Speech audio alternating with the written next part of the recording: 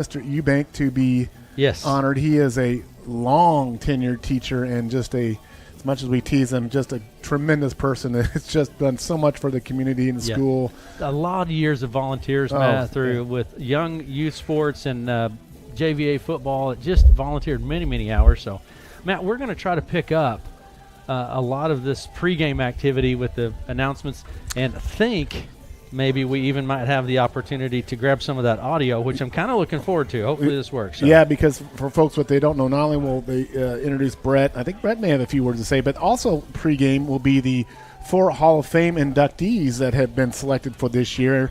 They will be presented, and they will have their time to speak to the large crowd that is filling in here at Bend the Field. So, and we'll have more on those 4 selections. Really, 4 tremendous, outstanding Hall of Fame selections from Rogue High School this year that are going to be honored, and we'll talk more about them here in a moment. But I think the other big thing tonight, Aaron, of course, is the football game. And, this is a Red Oak team coming off a thrilling win last week. Thrilling win. In the last 8 seconds of the game, too, by the way. Yeah, and, really, when you think about that game last week, Red Oak won 22-21 over West Central Valley. Within 10 seconds to go in the game, they had to score a touchdown on 4th down to get within 1. And then the next play, they went for win or lose on a 2-play try, and they got it. So, they had back-to-back do-or-die plays, and they did it well on both those and get the victory last night. But, Matt, we have a really bit of important business we need to talk about. Walking tacos. Yeah, we have an event tacos. Where walking tacos are being sold. And it's for what? We don't know, but it's a good cause. It's a good cause, and it's over at the fire station, I believe. Correct? Yeah. So if you're coming to Bend the Field tonight, I'm not sure. We'll find out what the cause is for, but it's a really wonderful way to get some good food on your way into the ball game tonight. And I had one of those walkie tacos, and I can vouch it is really good. So.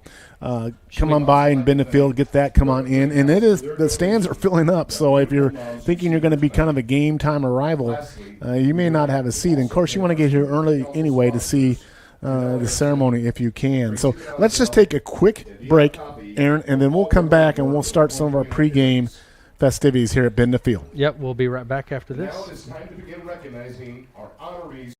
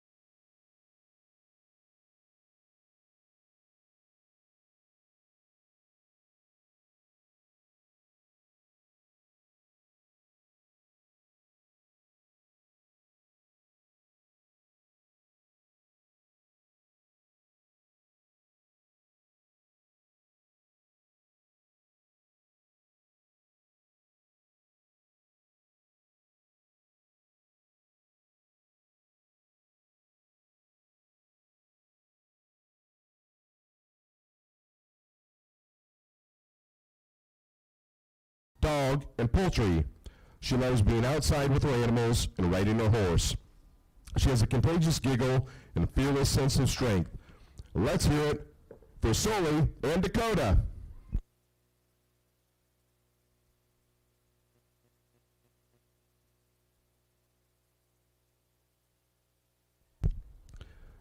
Next up is our 2025 homecoming court. First up, we have Mason Fisher and Nellie Blaine.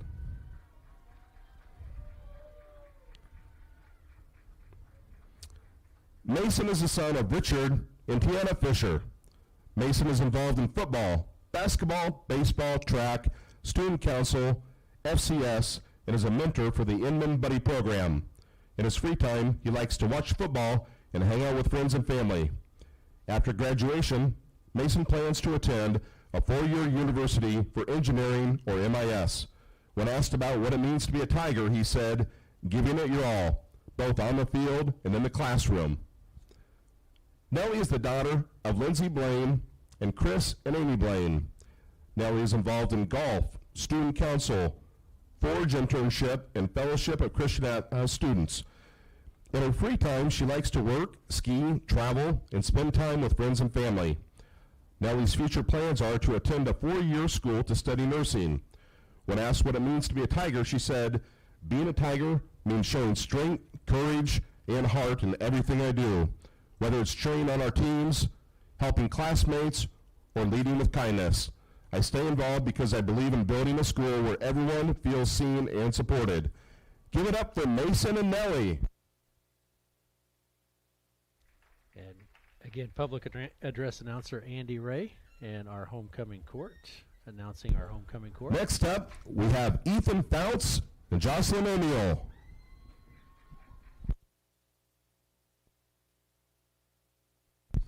Ethan is the son of Brian Fouts and Julie Fouts. He is involved in football, cross country, basketball, track, FCS, and student council. In his free time, he likes to work out and hang out with friends and family. He plans to attend a trade school for carpentry. Being a Tiger means giving it 110% in everything you do. Jocelyn is the daughter of Jill and Derek O'Neill. Jocelyn is involved in student council, volleyball, and track and field. In her free time, she loves to hang out with friends and family and stay involved. When asked, "What does being a Tiger mean to you?" she said, "Being a Tiger means being supportive of your fellow peers, doing the right thing, and being the best you can be, even when it's hard." Give it up for Jocelyn and Ethan.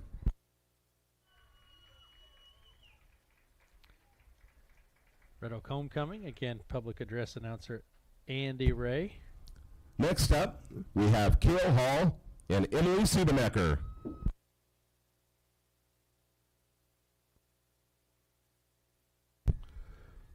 Kale is the son of Troy and Heather Hall. His activities include track, baseball, football, cross country, bowling, National Honor Society, student council, and volunteering at the movie theater. In his free time, he enjoys spending time with family and friends, playing sports, running, mowing, hunting with his dad and brothers, and keeping up with politics. His future plans are to attend a 4-year college and get a degree in political science while also running track. Kale says being a Tiger means giving your all in everything you do, being kind to others, and being a leader. Emily is the daughter of Jeff Siebenecker and Katrina Siebenecker. Emily is involved in volleyball, basketball, golf, club volleyball, club basketball, student council, National Honor Society, and fellowship of Christian students. Emily enjoys playing sports, painting, and being around her friends and family. Her future plans are to attend a 4-year college or university, study exercise science, and become a physical therapist. When asked what being a Tiger means, Emily said, "Being a Tiger means more than just wearing a jersey or sitting in the stands. It's about the lasting impact you leave through the way you treat others. It's about showing kindness, lifting people up, and being someone others can count on while setting an example for others to follow." Please give a round of applause for Emily and Kale.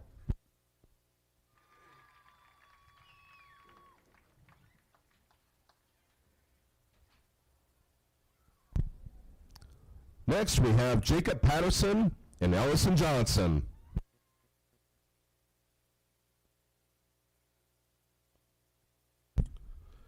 Ellison is the daughter of Bryce and Jenny Johnson.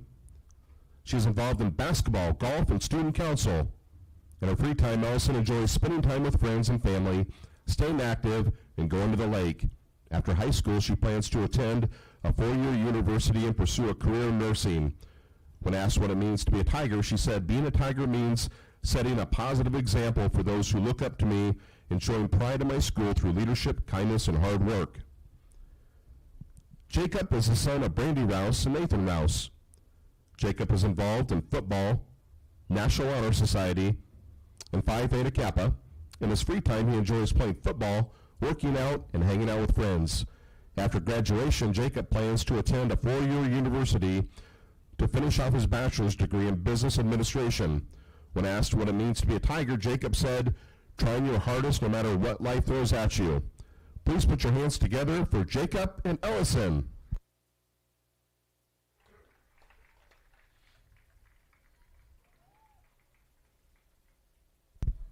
Next, we have Chris Rainey and Mariella Richards Hernandez.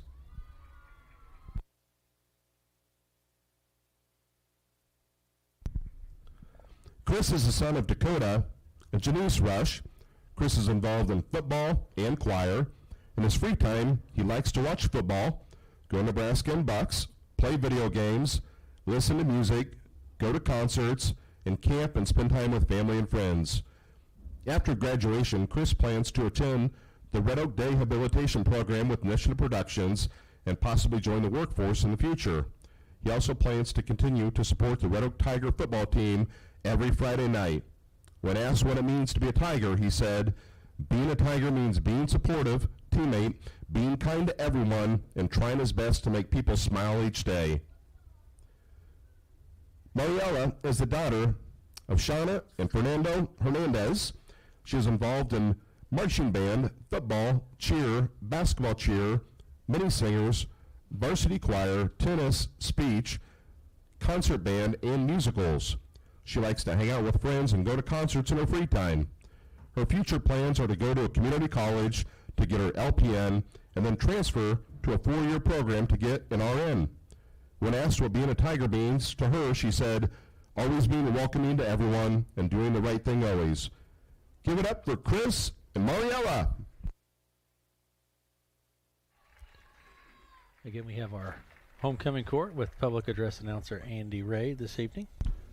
Lastly, we have Bryce Williams and Carly Jenkins.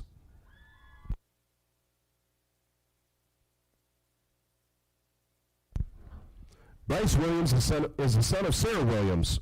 Bryce has been involved in cross country, track, marching band, concert and jazz band, tennis, varsity choir, and National Honor Society. In his free time, Bryce enjoys lifting weights, spending time with family and friends, and getting a good night's sleep. After graduation, Bryce plans to attend a 4-year college and major in kinesiology, then attend physical therapy school and become a physical therapist. When asked what it means to be a Tiger, Bryce said, "Don't have 23 tardies like I did. Be on time." Carly is the daughter of Dave and Corinne Jenkins. She is involved in volleyball, track, student council, and National Honor Society. In her free time, she enjoys playing volleyball and spending time with friends and family. Her future plans are to attend a 4-year university and study elementary education. Being a Tiger means pushing to be the best version of herself while also encouraging those around her to reach their fullest potentials. Our Crown Bears and court will be back at halftime for the coronation. Please give them another hand.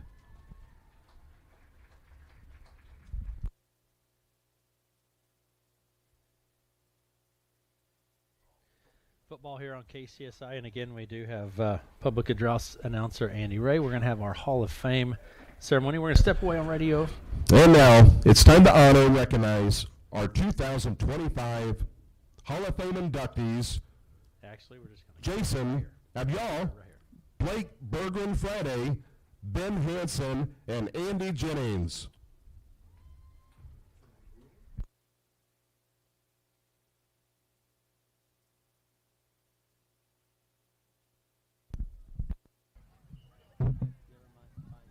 Our first Hall of Fame inductee, class of 2005 graduate, Jason Abial, is the definition of a well-rounded athlete and a true leader on and off the field. Jason earned an incredible 12 varsity letters in football, basketball, and track, and was honored as a 2005 Male Athlete of the Year. On the football field, Jason was a two-way starter and an all-district and all-Western Iowa defensive back. As a senior captain, injuries limited his season, but not his impact. Despite a fractured foot and later a torn MCL, Jason remained a constant presence at practices, mentoring teammates. His leadership helped guide the Tigers to a 7-2 record, the program's first winning season since 1983. On the basketball court, Jason's career was stellar.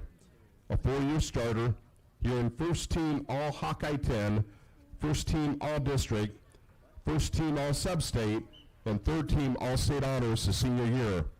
He graduated as Red Oak's career leader in rebounds and block shots and ranked third in scoring at the time.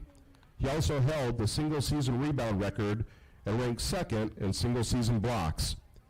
In track, Jason was a 4-year medal winner, excelling in 110-meter high hurdles, qualifying for the state meet as a senior. Jason continued his basketball career at Northwest Missouri State University before transferring to Loras College, where he was named team captain and defensive MVP. Off the court, he graduated magna cum laude, earned a bachelor's in biology, and later a doctorate in physical therapy from the University of Iowa. Today, Jason serves as a physical therapist at the VA hospital in Iowa City. He currently lives in Solon, Iowa with his wife Bonnie and their 3 children. We proudly welcome Jason Abial to the podium as a member of the Red Oak High School Athletic Hall of Fame.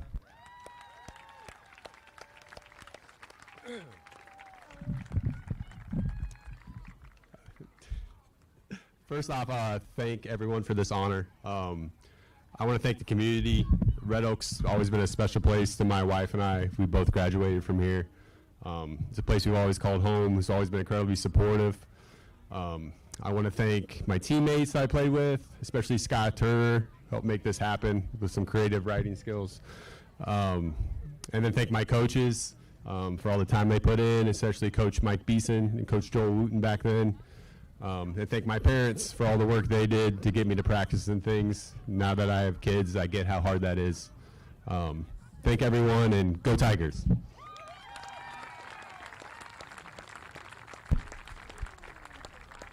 Here to present Jason his Hall of Fame plaque are his wife Bonnie and his children Jack, Maggie, and Ella.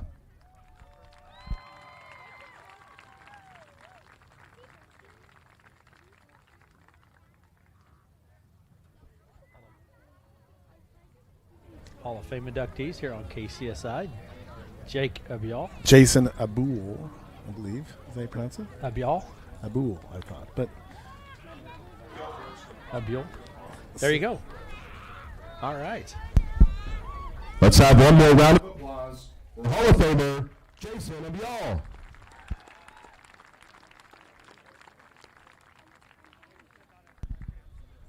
Our next inductee tonight, class of 2014 graduate, Blake Bergen Friday, is one of the most versatile and determined athletes to ever come through the Red Oak High School. Blake earned 4 varsity letters in track, 4 in basketball, and 3 in volleyball. Despite missing significant time in all 3 sports due to injuries, she battled through a fractured season and a torn ACL, yet still built a resume worthy of a Hall of Fame. In track, Blake was a state qualifier in the long jump as a freshman and junior, posting a career best leap at 15 feet 7 inches and also qualifying in the 4x200 relay. On the volleyball court, she was a key starter at the middle and right side during her sophomore, junior, and senior years, helping Red Oak to state tournament appearances in both her junior and senior seasons. On the basketball court, Blake was a 3-time All-Hawkeye 10 selection, averaging 12.5 points, 5.5 rebounds, and 2 assists and steals per game for her career. She helped lead the Tigers to the state tournament her junior year and to a number 3 state ranking her senior year before a season-ending ACL injury. Had she played all 4 years injury-free, she was on pace for 1,000 points, 500 rebounds, 200 steals, and 200 assists. Her excellence earned her the 2014 Female Athlete of the Year award, and she went on to play Division II basketball at Upper Iowa University on a full scholarship, appearing in 78 games and starting 15 despite continued knee injuries. Off the court, Blake excelled academically, graduating top 10 in her class, serving as a class officer and earning degrees in exercise science and exercise physiology before earning her doctorate in occupational therapy. Today, Blake lives in Red Oak with her wife, Caitlin, and son, Bergren. We proudly welcome Blake Bergren Friday to the podium as a member of the Red Oak High School Athletic Hall of Fame.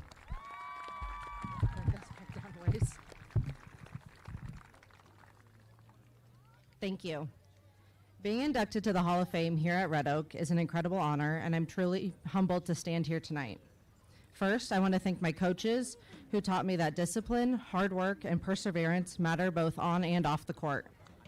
To my family, thank you for your endless support, for being there at every game, and for believing in me even when I did not believe in myself. To the Red Oak School District, thank you for providing me not only the opportunities, but the encouragement to dream big. Growing up here, Red Oak and the sports programs shaped me into the person I am today. They taught me teamwork, leadership, and how to overcome challenges. Those lessons are a huge part of why I now am proud to work in Red Oak and live within this community. My goal is to continue to give back and help make this the best place it can be for our next generation. Thank you again for this honor. I am proud to be from Red Oak and even prouder to call it home today.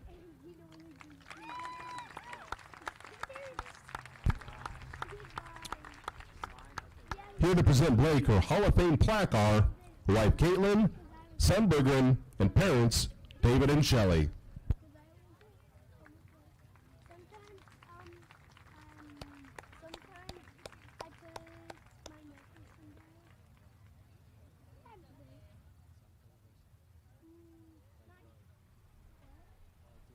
And again, it is the Red Oak Hall of Fame inductions. One more round of applause for Hall of Famer Blake Bergren Friday. We have now coming up, I believe. Ladies and gentlemen, please join me in welcoming our third inductee into the Red Oak High School Athletic Hall of Fame, class of 2006 graduate, Ben Hansen. Ben Hansen was a force on the football field from the moment he stepped onto it, earning 4 varsity letters and becoming one of the most dominant linebackers in school history. As a junior, he recorded 143 tackles, and as a senior, he set the single-season school record with 151 tackles, a record that still stands today. His career total of 294 tackles remained the all-time Red Oak record.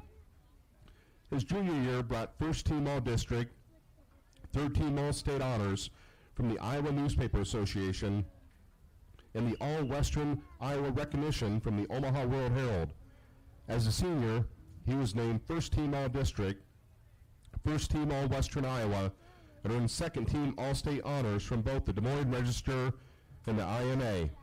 Ben's success extended beyond football. He was a 4-year letter winner in wrestling, a 2-time state qualifier at 189 and 215 pounds, and a record setter. Most wins in a season, most single-season team points, quickest pen, and tied for most career pens at the time of his graduation. He also lettered in 3 years in track and 1 year in baseball, finishing his career with an incredible 12 varsity letters. Known for his football IQ, Ben was like a coach on the field, knowing every player's responsibility and making sure his team was lined up and ready. He was also an All-District Academic honoree in football and an All-Hawkeye 10 Academic Award winner in wrestling. After high school, Ben continued his football career at Buena Vista University, where he earned 3 varsity letters and was named Honorable Mention All-IIAC linebacker in 2008. Ben lives in Dunlap, Iowa with his wife Margot and their 3 children. He is a partner at Gross & Company, a CPA firm, and continues to exemplify the values of hard work, dedication, and integrity. We proudly welcome Ben Hansen to the podium as a member of the Red Oak High School Athletic Hall of Fame.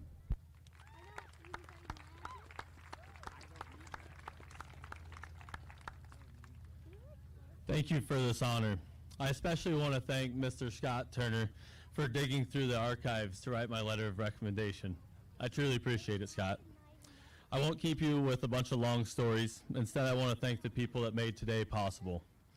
To my youth football and wrestling coaches, mostly were my dad.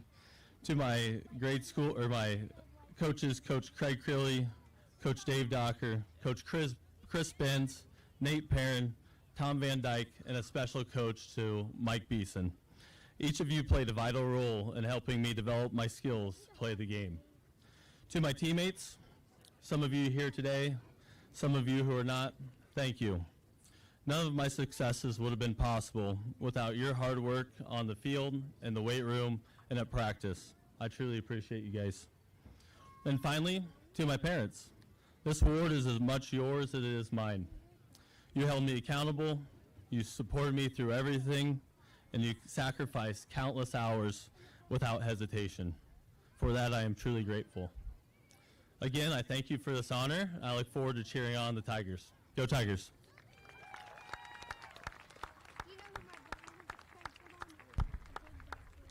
Here to present Ben his Hall of Fame plaque are his wife Margot and his 3 kids, Abe, Ike, and Ivy.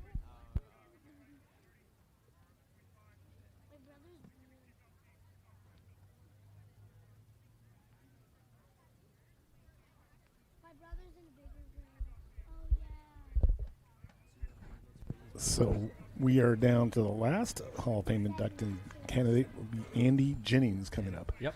We're going from a linebacker, all-time great linebacker, to an all. One more round of applause for Hall of Famer Ben Hansen.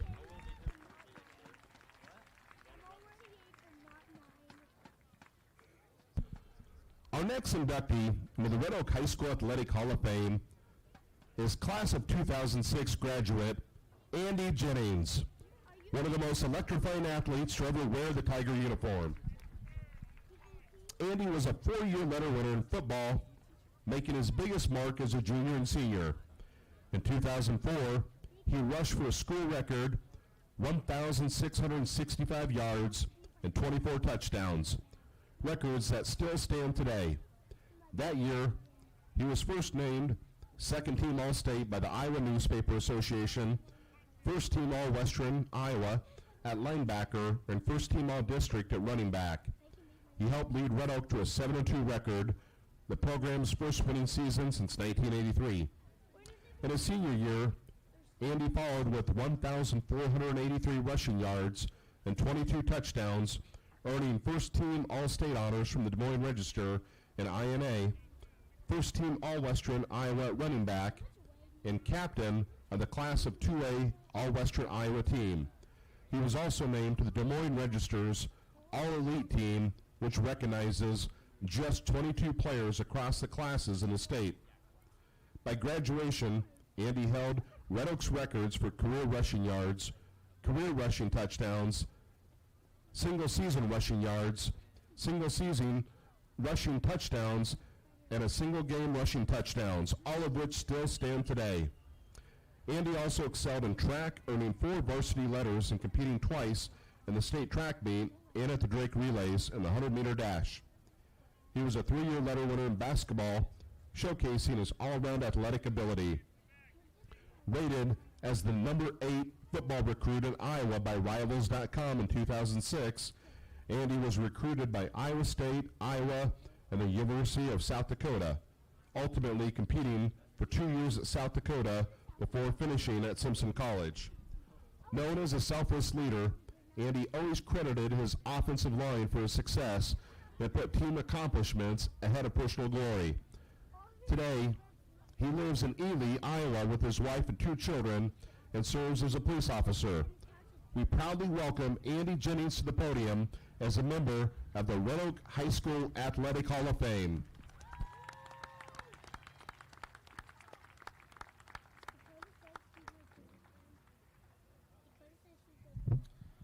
I'm going to keep this short and sweet. I just want to thank everyone. This is a great honor. I want to thank Scott Turner for writing the letter for the induction, and I just want to thank my coaches, and then my mom for thank her for pushing me to do sports. Otherwise, I'd sit home and play on the computer. So, thanks everyone, and go Tigers.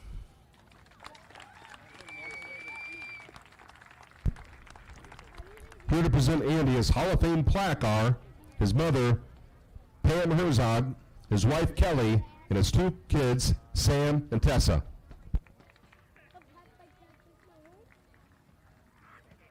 What's your mom's name? It's Sarah Orr.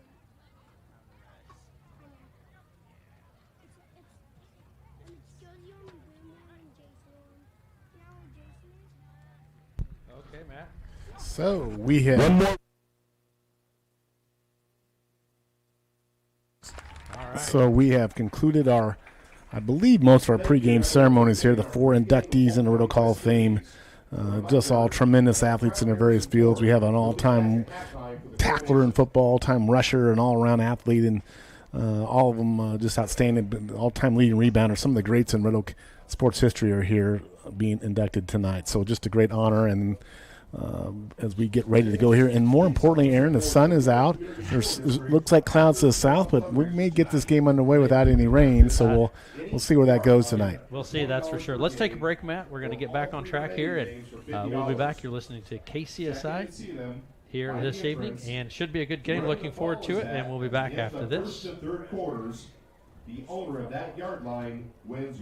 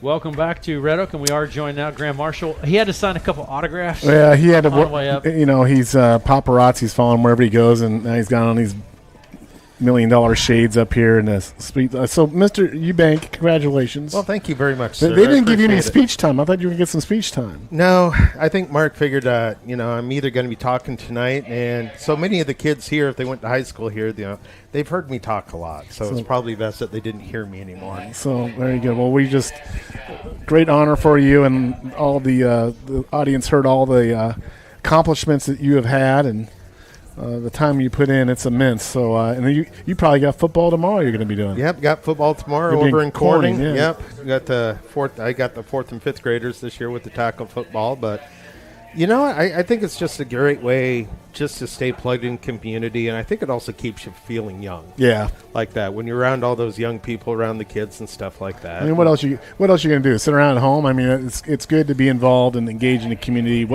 for whatever you do, whether it's civic groups or whatever.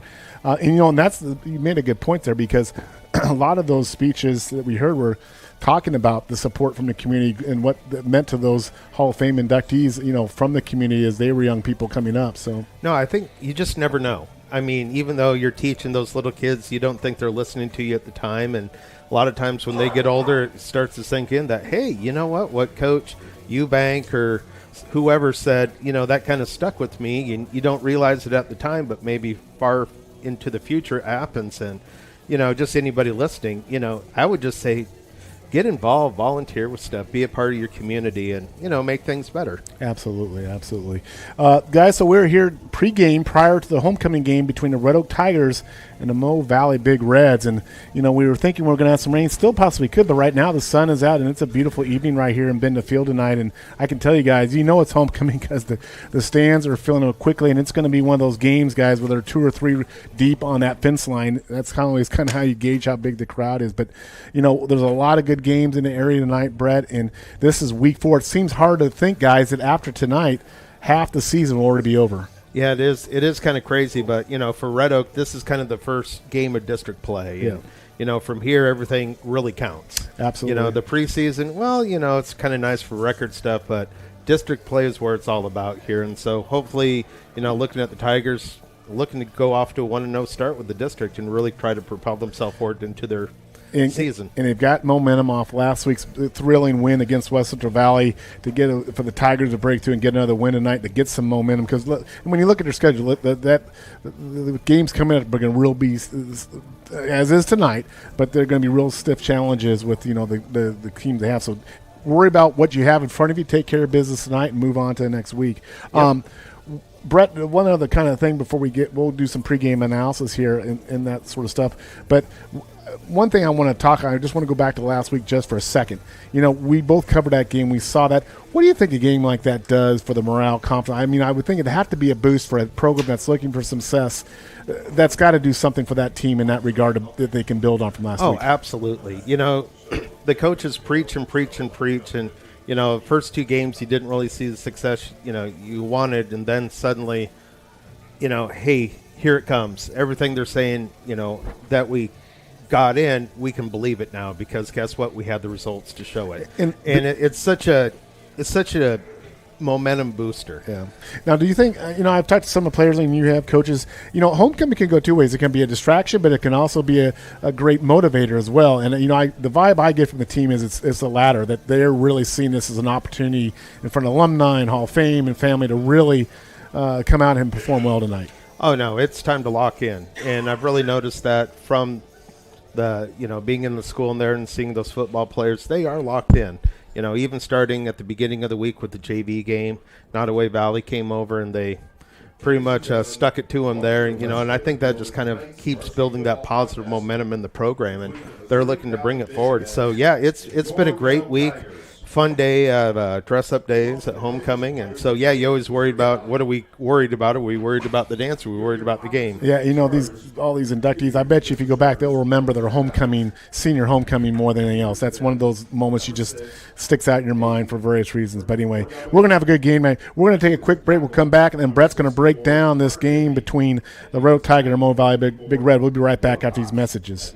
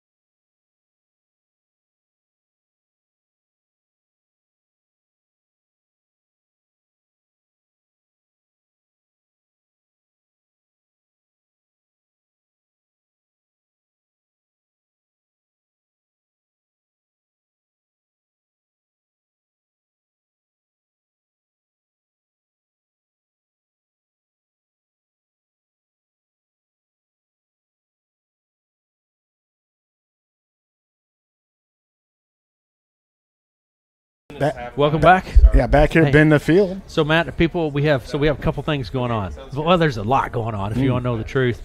The walking tacos. Did you figure out what the walking tacos are for? What is the Yeah. walking taco event for? And also we want to say thanks to the Optimus for the new trash cans. Did you know the new trash cans? They look nice. Yeah, They absolutely nice. Yeah. So let's say thanks to those folks for that. Also, so we have a couple things online. We have our pregame interview that's going on the other side on radio, but then also folks watching online. So we have a little bit of an extended time here. So a little bit of an extended time here at our pregame. So you betcha. All right, so come on down if you want to. You can come on down and visit for just a minute and watch the game, Matt. Yeah, absolutely. The stands are filling up, and it's a big crowd here tonight. And it's so far it looks like a good night for football. Off to the south, it looks like there could be something coming, but here we are, and it's going to be a good game tonight. Like I said, Brett said it's a district game, the first district game, so the game has a lot of merit here. And I think for the Tigers, Aaron, to build off last week, the momentum they got, that would be really, really good for this football program. And, I think from a dry surface and a dry night, if it is not wet, I think that plays to Tigers' advantage. The Tigers can pass the ball and move the ball. So yeah. So we have a couple of things going on here. We have the one and only on our live stream side, Blake Berger and Friday. Yeah. How are you, Blake? Good, how are you? There, let's turn your mic up so people Can't can you hear hear? you. Now, can you hear us okay? I can hear you. Okay, perfect. So we're going to have our radio audience come back here in just a minute. I remember when Blake was a freshman. She comes in game number 1, and you put up 27 points, 29 points. Your memory appears to be better than mine. First time out. Boom. Boom. As a freshman. And just a lot of fun to watch. So what's it mean to you, Blake, to come back and you live here, but to be honored as the Hall of Fame? So tell me about that. Yeah, no, it's a huge honor, obviously. You can hear all the accomplishments of all the other athletes being inducted, and it's a pretty prestigious group to be a part of, and so it's just a big honor. And then to, come back and live in the community and have my son grow up in this community, it's just pretty cool to get to experience it full circle. What I really want to know, though, where'd your athletic ability come from, your mom or your dad? We have this joke all the time. We always say it came from my dad, but my mom says it came from her, and she just gave it all away, which is why she doesn't have any. Oh, okay. So it's been kind of a running joke There in you our go. family. But Blake, one thing I think when I wasn't around to see your athletic career, I came just as your career You ended. missed it, buddy. But You missed it. But one thing that stands out to me, and I want your take on this, is, to me, success is not just the achievements, which you had, but success can also become an overcome. It seemed to me like in your high school career, you had to overcome so many injuries and obstacles to perform. How do you look back on that now, all these years later, in terms of that? Do you look at with the pride of overcoming that and the perseverance that? yeah, and I think that kind of helped get me to where I am now. Academically, I went to school and I kind of had an idea of what I wanted to do, and then it kind of didn't work out, and so game plan changed and kind of changed paths and ended up at occupational therapy school and getting my doctorate degree in that. And so I think just everything, overcoming all the injuries and everything in school, then in athletics, then led me to be able to overcome those academically and in a career, and kind of got me to where I am now. And I'm assuming that helps you relate as well. You can relate back to your high school to these people you're working with in your career, correct? Yep. Everything doesn't go as planned, and so if we can overcome that, and So you can get to where you want to be. So. looking back on a career, your favorite moment, your athletic moment in your high school career? The one that stands out the most was making it to state in basketball. Something that hadn't been done in, what was it, like 90 years? 93 years. And so being able to achieve that. And then after that, just kind of seeing multiple state appearances in basketball after that. Just kind of seeing, it wasn't just me by any means, but my class, the classes around me, we worked together, we worked hard, we played a lot of basketball. We got our class to state, and then, to see the kind of snowball and get the classes after that to want to play more basketball and excel that way. It was a pretty cool experience. And so. quickly, a shout out to family members, Blake, who was here supporting you tonight. Well, my parents and Caitlin, my wife, Bergeron, my grandparents, Pete, Jolene, and Norm. I've got aunts and uncles, my in-laws, my sister-in-law, my brother-in-law. I've got a lot of family here with us. There you go. Absolutely. I can tell you, too, through the years, what does it mean to have you have always had tremendous support in the stands when you were playing throughout. What's that like to know that when you show up and play, and by the way, to our radio audience, just join us, Blake Bergen Friday with us. You can go over to our YouTube channel and catch the interview. But what did that mean to you? It's everything. You can't do it alone. Growing up, getting you to practices and getting you to games and being there to fill your water bottle and wash your jersey. And it takes a village. And so to have a very strong village on my side was vital through all of it. So the game to go to state was in Creston, right? It was, yeah. Absolutely. I remember it well. So anytime you beat Creston, that's good. If that's who you're playing. All right, very good. Blake, we're so proud of you. Great job and just a great career, and we're so glad you're a Red Oak Tiger. Yeah, thank you guys so much. Thanks, Blake. Thanks, Blake. Blake. Enjoy dinner. Blake Friday, Red Oak Hall of Famer. She's going to sign her autographs now, all ROHOF. That's how she signs her autograph now. So good to have her up here and be able to talk to her. So, guys, we're going to be about 10 minutes away from kickoff here, so we're going to kind of do a condensed pregame here. Brett, let's go through Mo Valley quick. Tell us a little bit about Mo Valley. They're coached by Dante Allen. Last season, they were 0-8. It wasn't a great season for them, including a loss to Red Oak at 44-6. I mean, so far they're 0-3 with losses of 41-6, 31-0, and 42-0. But I will say 2 of those losses that they've had, one's come to Hinton, who's like number 6 in the state, and the other one is is Maple Valley Charter Oak Ute. The alphabet school. Yes, the alphabet school. And they're ranked number 9th in the state this year per Radio Iowa. So they have played a tough schedule. But it looks like so far on quarterback, they're led by junior Dylan Davis, 33 for 82 and passing with 380 yards. 1 touchdown, those 7 interceptions. So right now it looks like something that they're having issues with turning over the ball there. As far as rushing goes, Jarrell Madison Jr., and, he has 30 carries, 110 yards. And it's really those two, the quarterback and Terrell Madison, they're doing the bulk of the carries for them. So, and then they got a wide receiver, I think, who can play some ball, Owen Basara. He's got 16 receptions, and that might be part of their premise. They're trying to get that ball to him on that outside. So, that's why I mentioned the weather, because if we had a rainy night, it doesn't look like we're going to have that at this point. We got a dry field, dry surface here. So, you run your full offense in something what we got here tonight. Oh, absolutely. Then on defense, it just gives you more of the field you have to defend against. Tell us quickly about the Red Oak Tigers, Brett. Well, the Tigers, coming off a big win last week, and I will say this, Mason Fisher, I think in some ways had kind of a coming out party there as far as throwing the ball, including, I believe it was a 65-yard touchdown to Sawyer Purdue. That was the play that they had just put in for last week, and moving him over to tight end, and it seemed to work. It was something they didn't have on film, so now it's something that, that Missouri Valley has to look at now with that kind of big playability. And I think we saw a lot more Ethan Fouts really, really came on, especially that fourth quarter and running the ball, and very tough running. I thought the Red Oak line kind of wore down that other line, and it showed there in that fourth quarter where they were able to get some crucial drives at the end of the game here. But we'll see what we got here tonight. It'll be an exciting game. We've got a good game, like you said, a district game here. I know Coach Gray has got his team fired up and ready to go, and I don't, we had talking to him pregame and getting his thing. His real emphasis was they really were very physical in practice this week, really doing a lot of contact work, ratcheting up that. And there'll be a few tweaks and adjustments to offense here tonight as well from the Tiger offense. And, like you say, we'll see Fouts. We'll see, I think, Purdue at that tailback slot and where we go tonight. So let's do this. We're just a few moments away from kickoff, so let's take a break. And we'll come back right here, and we are getting close to kickoff between the Mo Valley Big Reds and Red Oak Tigers.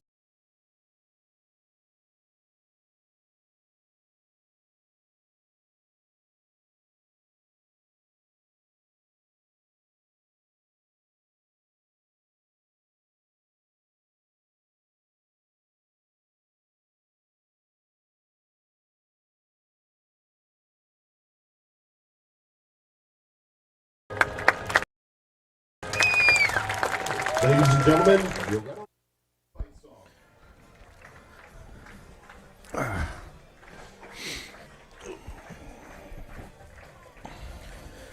you hear me, Matt? Yeah, I got you. Okay, I'll count you in here. 15 seconds. Okay. Stream. So is we'll up. do start in. So I'll come back. Do you want me to just do starters for offense for that? Yeah, I would just. Did we do the coin flip yet? No. 4, They have, but 3, they haven't announced it yet. 2, 1. Back here at Bend the Field, pregame almost ready for the kickoff between Mo Valley and Red Oak Tigers.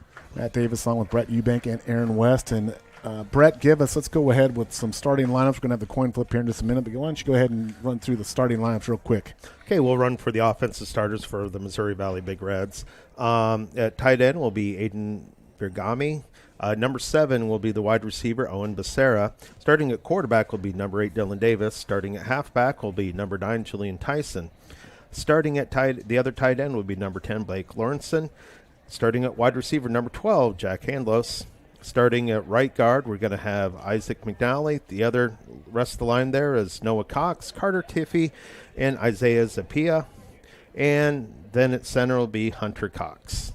So for the Tigers, it looks like tonight, as far as along the line, we're going to be going with Dylan Ryberg, Sergio Villanueva, Brody Hughes, Jacob Patterson, Hayden Jones, with Sawyer Purdue moving to the tight end. And then as far as quarterback, of course, will be Mason Fisher, with backs Jackson Purdue, Caleb Ransom, and Ethan Fouts, with Marcus Torres will be our wide receiver. You know, Red Oak has kind of settled in now the second week where Brett, they've been kind of able to have some continuity with those positions now. The first week or two was kind of a mishmash with players not available. It seems like they've kind of got a little more continuity now. When you give me those starters, those seem like little adjustments here or there, but for the most part, everything is continuity, and that's got to bode well for the offense and defense both. Yeah, and I think absolutely when you come to the defense, they'd been kind of toying with a 3-3 going to a 4-3, and I think they've kind of settled into that 5-2. I think we really saw something last week, and just how especially that front five was able to make such a big impact on the game last week, and so that's probably something they're going to be sticking to. Brett, what other games are going on around the region tonight? Okay, it looks like we got number 4 Woodbine will be at Stanton. In 4A, number 5 Sergeant Buck Luton will be at number 10, Glenwood? Yep, number 10, Glenwood. Okay, then also around the area, Audubon will be versus Cam. Fremont Mills against Waco. And that game, I believe, is in Central Decatur High School. Okay. Big game that going on here. OABCIG, who are their number 9 in 2A, will be going against the number 1 team in 2A, being Carroll Kemper. Sydney will be at East Mills. ACGC at Mount Ayr. Clarinda will be at Sheraton. Riverside will be at Southwest Valley.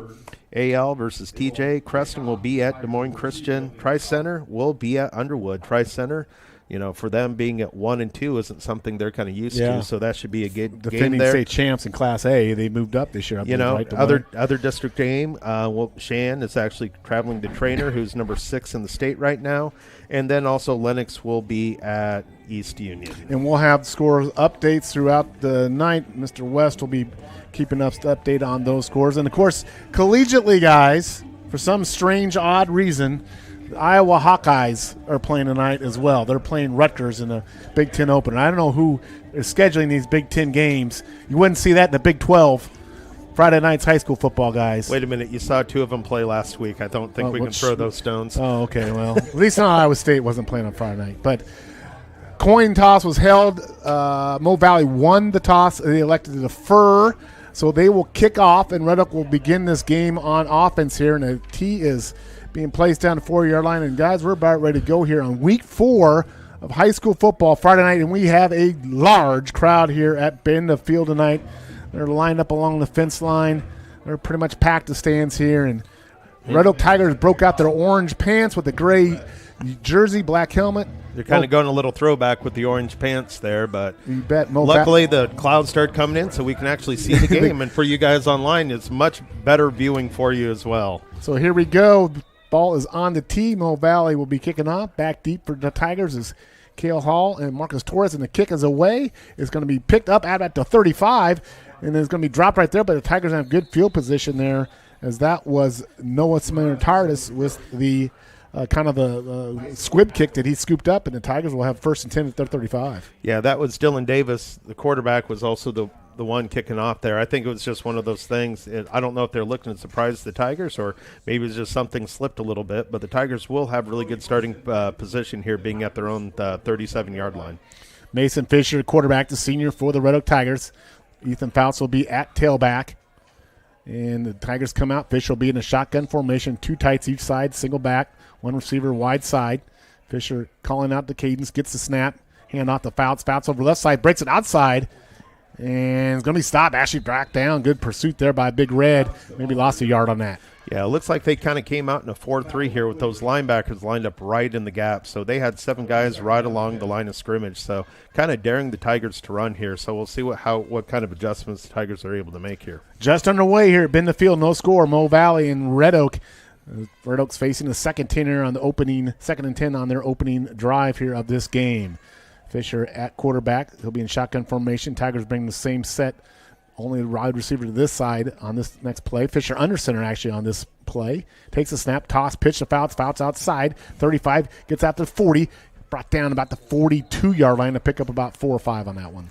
Yeah, and it looks like tackled there, number 4, Carson Hopkins, the junior, and was able to pick up about, good 4 yards, maybe a short 5 yards here, but kind of a big play for the Tigers, see if they can get the first down and sustain this drive.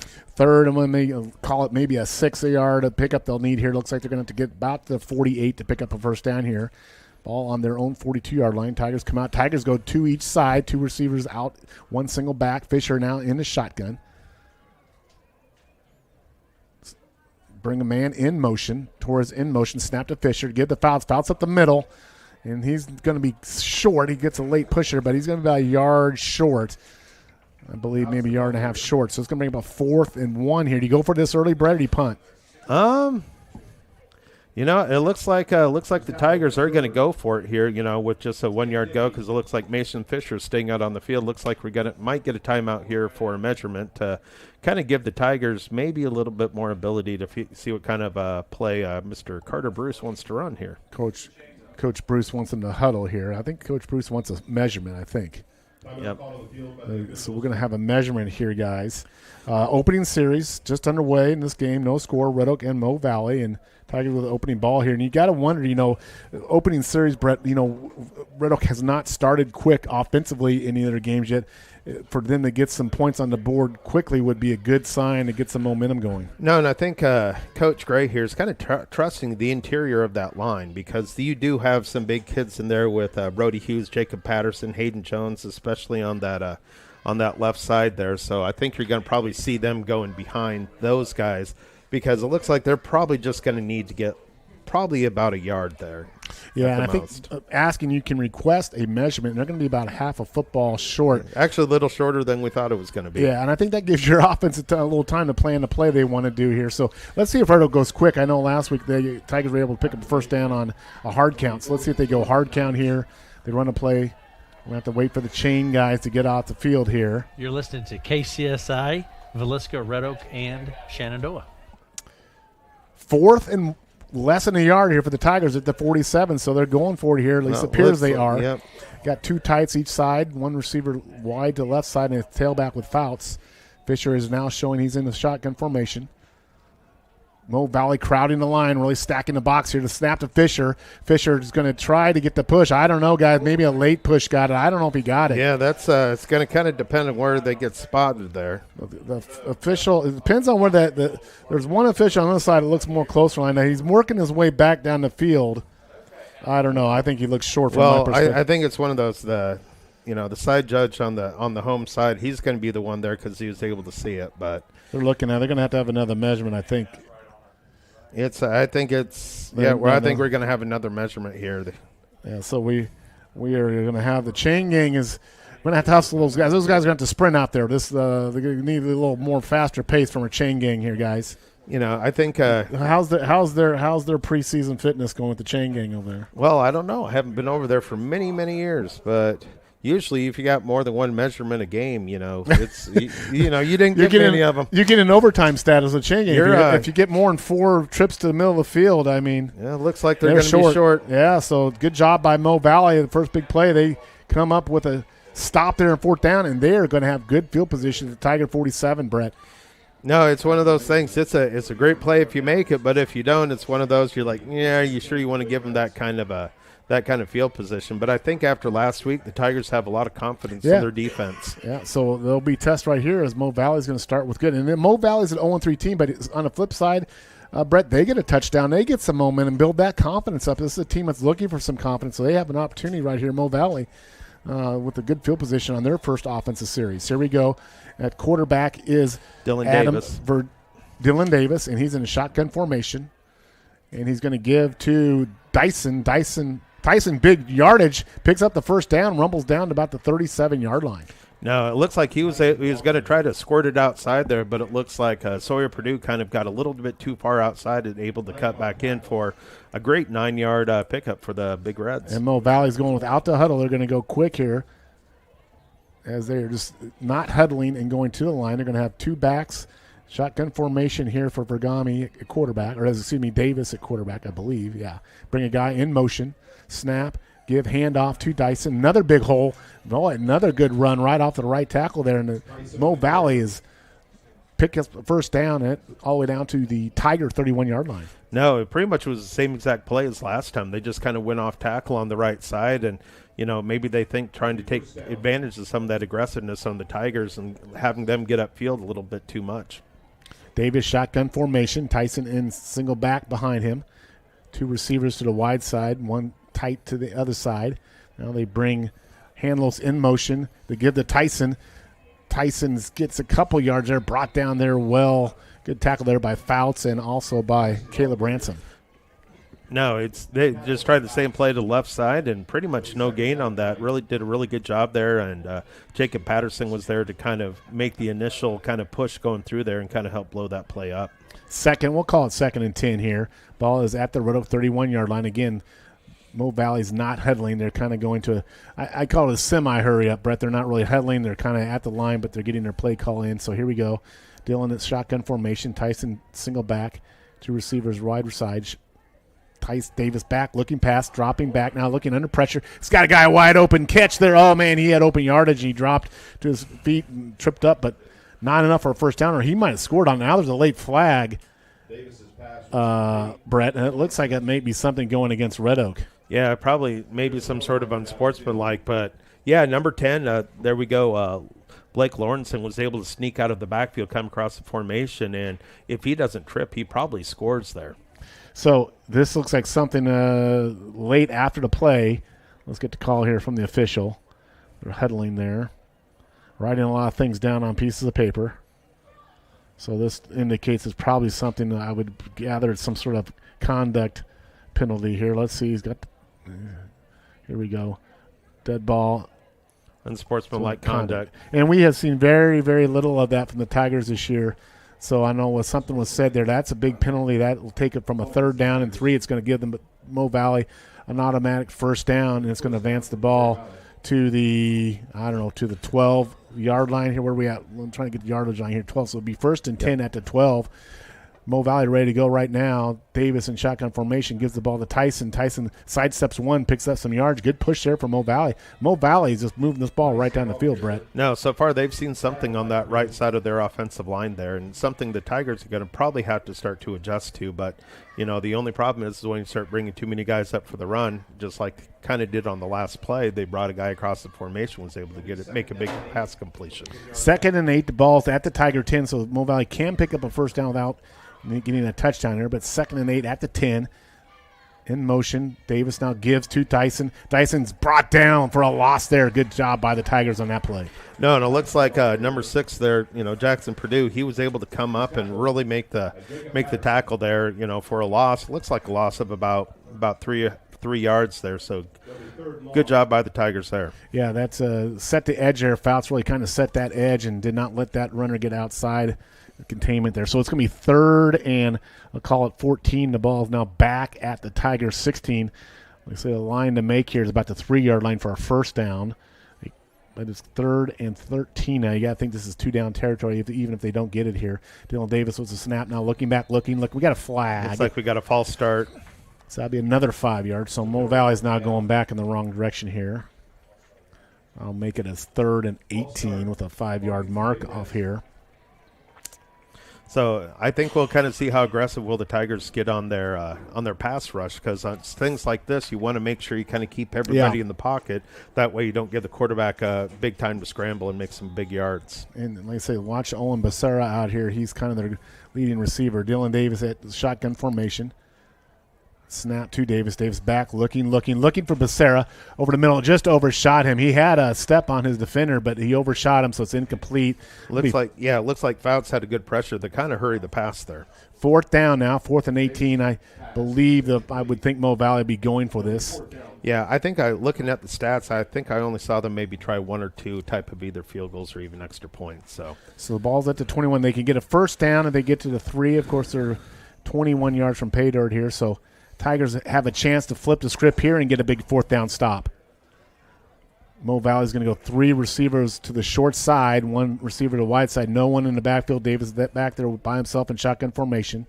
Seems to be some confusion here with the Mo Valley on the trips. They're actually going 4 wide on this. Now they're going to have to burn a timeout, Brent. I think there's some confusion there. No, because when you start getting the 4 wides up there, you got to worry about, who's covering who up. You got which guy is on the line, which ones are behind them, because, you can't be covering up the wide receivers or else they become ineligible. Let's keep it right here for this one because we're going to come back with a big 4th down play. It's 0-0, 7:04 to go in the first quarter. Mo Valley and Red Oak no score. Red Oak's opening series, they went for a 4th down try, did not get it. Mo Valley took over, and they have marched down the field here, but now they're in a 4th and 18 situation. So Tigers with an opportunity to make a stop here. And that we talked about the first score of the game, some motive for both these teams. Mo Valley looking for an 0-3 team. Boy, for them to get some points, that would be huge, and also for Red Oak as well. So some big plays already here in the first quarter. Well, and really for the Big Reds here, it's not really that big of a deal. Even if they don't make the touchdown, the Tigers are going to be starting probably within their own 20-yard line. So, just as good of a punt if they would have stopped him at the 50. So, Missouri Valley looks at this as kind of a no-lose situation for them. Though they're obviously hoping for the first down. So here we go, back in action here. Mo Valley's going to go with that same formation. 4 receivers to the short side. Another receiver, Becerra, out here to wide side. Davis alone in the backfield with the shotgun formation. Takes a snap, dropping back under pressure from Fouts. Davis now scrambling, still looking, gets a pass away. It's caught. It's going to be a touchdown for Mo Valley. A nice scramble there by Davis, and he finds his receiver. That is number 5. Who we got number 5 on the roster? Number 5, Ryder O'Dowd. Nice scramble and nice play by Davis, and there's a big play for Mo Valley. No, he was able to kind of scramble out to his right because there was Sawyer Purdue had a lot of pressure on him, but he was able to scramble to the right, get enough time, and let that receiver come through, and coverage just wasn't able to hold up. So big play by the Big Reds there. So Mo Valley takes advantage of that good field position on their first drive, and they convert on a 4th and 18. They get the touchdown, and now they're going for the extra point here. And kicking for them is Davis is their kicker. They got a flag. It's going to be something on, looks like Mo Valley. But that's just a huge 4th down conversion. And like I say, early momentum in this game could be very, very important. The Tigers will have to. Well, we'll kind of see what that was actually offsides on the Tigers. So with it going to a half to distance, we'll see if Missouri Valley decides to go for 2 here. They very well might. Looks like there's some discussion with their sideline if they're going to go for 2 here. No, I think they are. Yeah, they absolutely are. So with that penalty now, that we saw the Tigers commit 2 penalties on this drive, though. It's sportsmanlike conduct one, and now actually going to kick. They're showing kick here. Okay. So Davis is the kicker, so they're showing kick here on extra point. Snap, hold, kick up. I think it's good. And it is. And with 6:55 to go in the first quarter, Mo Valley Big Red jumps on top of Red Oak 7-0. We'll be right back after these messages.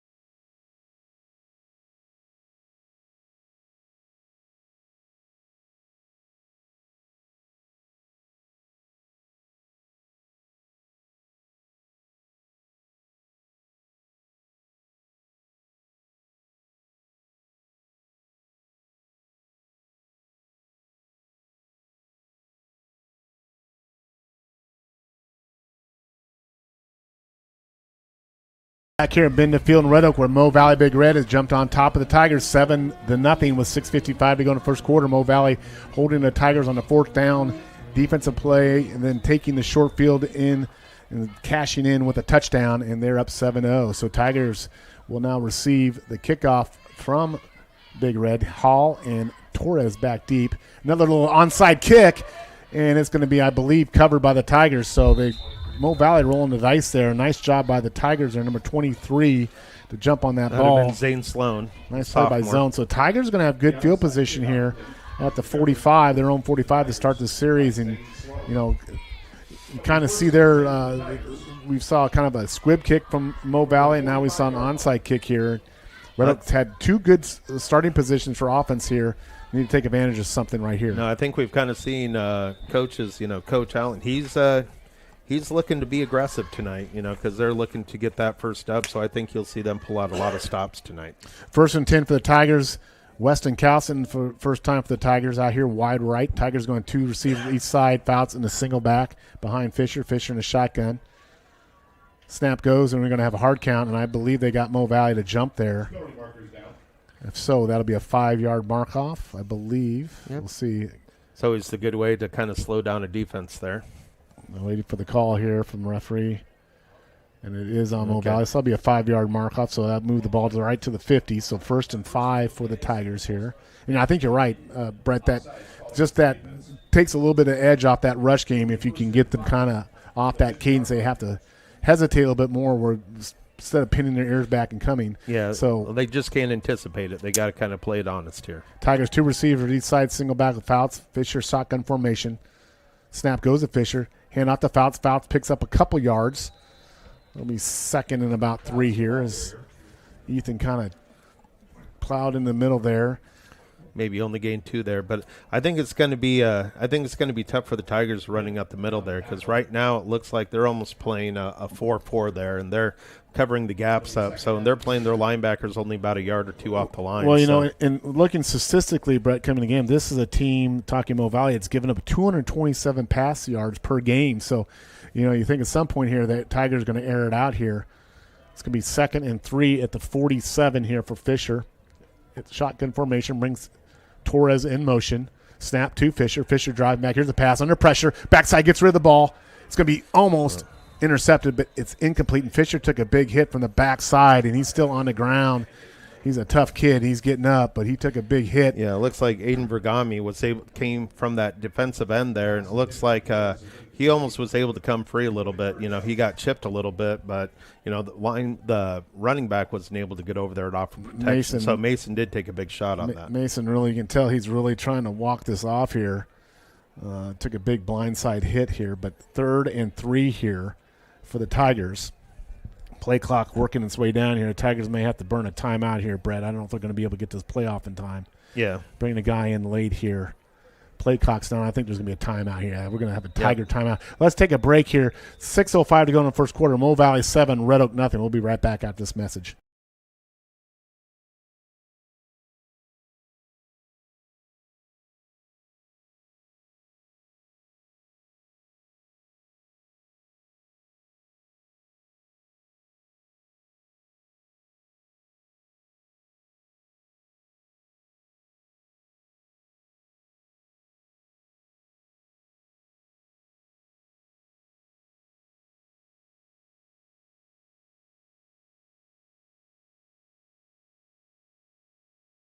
Field in Red Oak, where it's Mo Valley 7, Red Oak nothing with 6:05 to go in the first quarter. And we've seen a lot of big plays already 6 minutes in this game, Brett.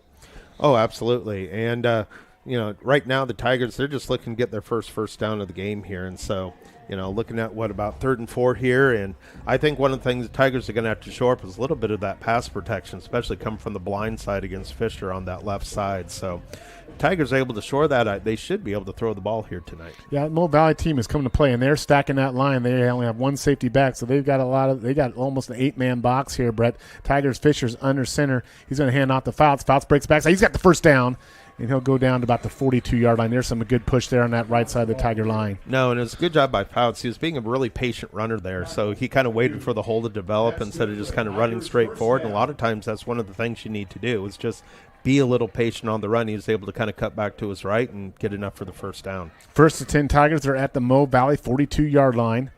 And, we saw last, sometimes that running game, you just got to stay with it, Brett. So you be committed to it and hope your offensive line can kind of pound on them a little bit, and that running game comes along here. So first and 10, Tigers. Fisher in shotgun formation, Fouts behind him and tailback. Again, Mo Valley showing a blitz here. Give the Fouts outside. He's got some room, 40. He's going to get to the 40, 38, picks up about 4 before he's brought down there, and a nice tackle by Ryder O'Dowd there, number 5 there. And so he's kind of playing that corner out here, and so he was able to come up on really good run support. So if the Tigers are able to kind of seal that line, they should be able to do a good job. Yeah, but picks up positive yardage there, 6, so it'll be second and about 6 here. The ball's at the 39-yard line of Mo Valley.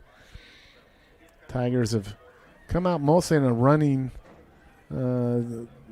tendency so far here in this game.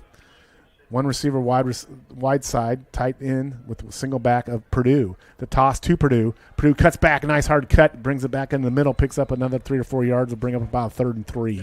No, so it looks like so far Tigers are committed to the run, and they're kind of content to try to get that maybe 2-3 yards to carry. But, at this point, bringing up about 3rd and probably about 5 yards to go. So kind of a big play by the Tigers, see if they can get more of a push here up front. Ball at Mo Valley, 36-yard line. 7-0 Mo Valley on top of Red Oak here in the first quarter.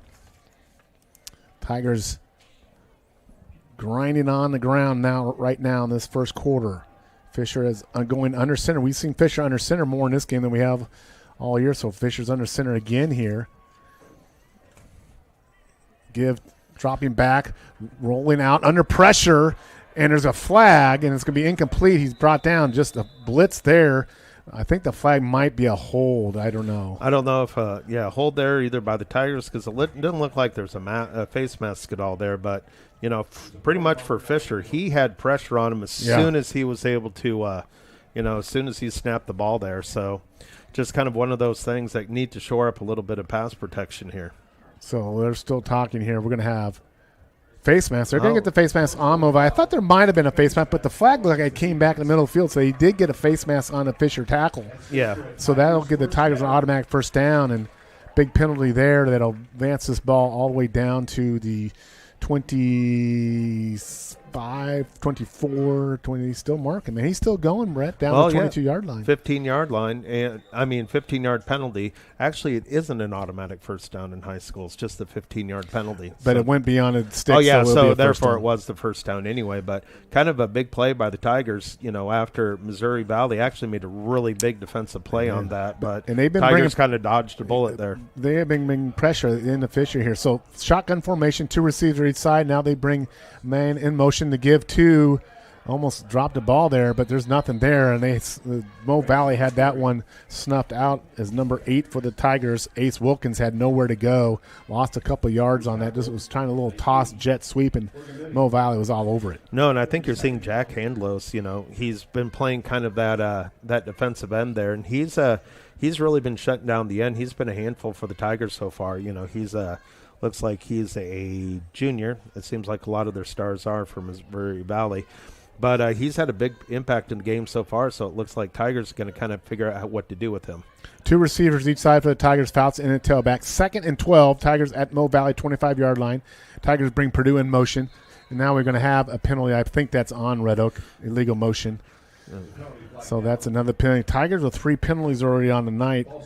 And we saw a lot of pre-snap penalties last week, Brett. It seemed like Tigers had a lot of those pre-snap calls last week, and here's one again. So it pushes them back even further. It's a 2nd and 18 now. The ball's back to 30 here. So you got to have a big play if you're going to have a chance to pick up a first down. Tigers need to get all the way to about the 12-yard line to try to pick up a first down here. No, and the Tigers really, how their offense is set up, they're not really built to go off schedule here. So Tigers going to be looking for a big play.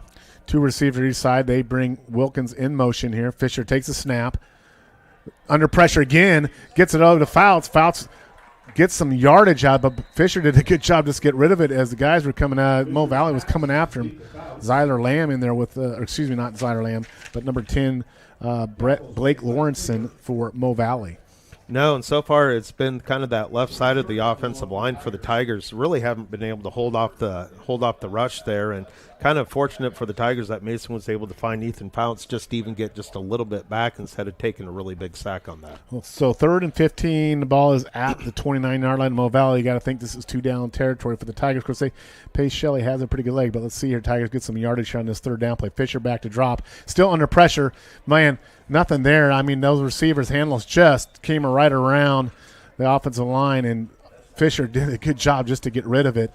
No, I think right now there's some confusion because he isn't coming from the end. He's actually coming from the linebacker on that side. And I think what's happening is on the line, they're kind of messing up on some communication. They're both trying to take the end and kind of letting that linebacker roll right up there. And they're moving handless around over there, Brett. He's not coming from the same position every time. He's been coming from inside. That time he came interior, some stunts up the middle. So Tigers going to go for here, 4th and 15, Brett.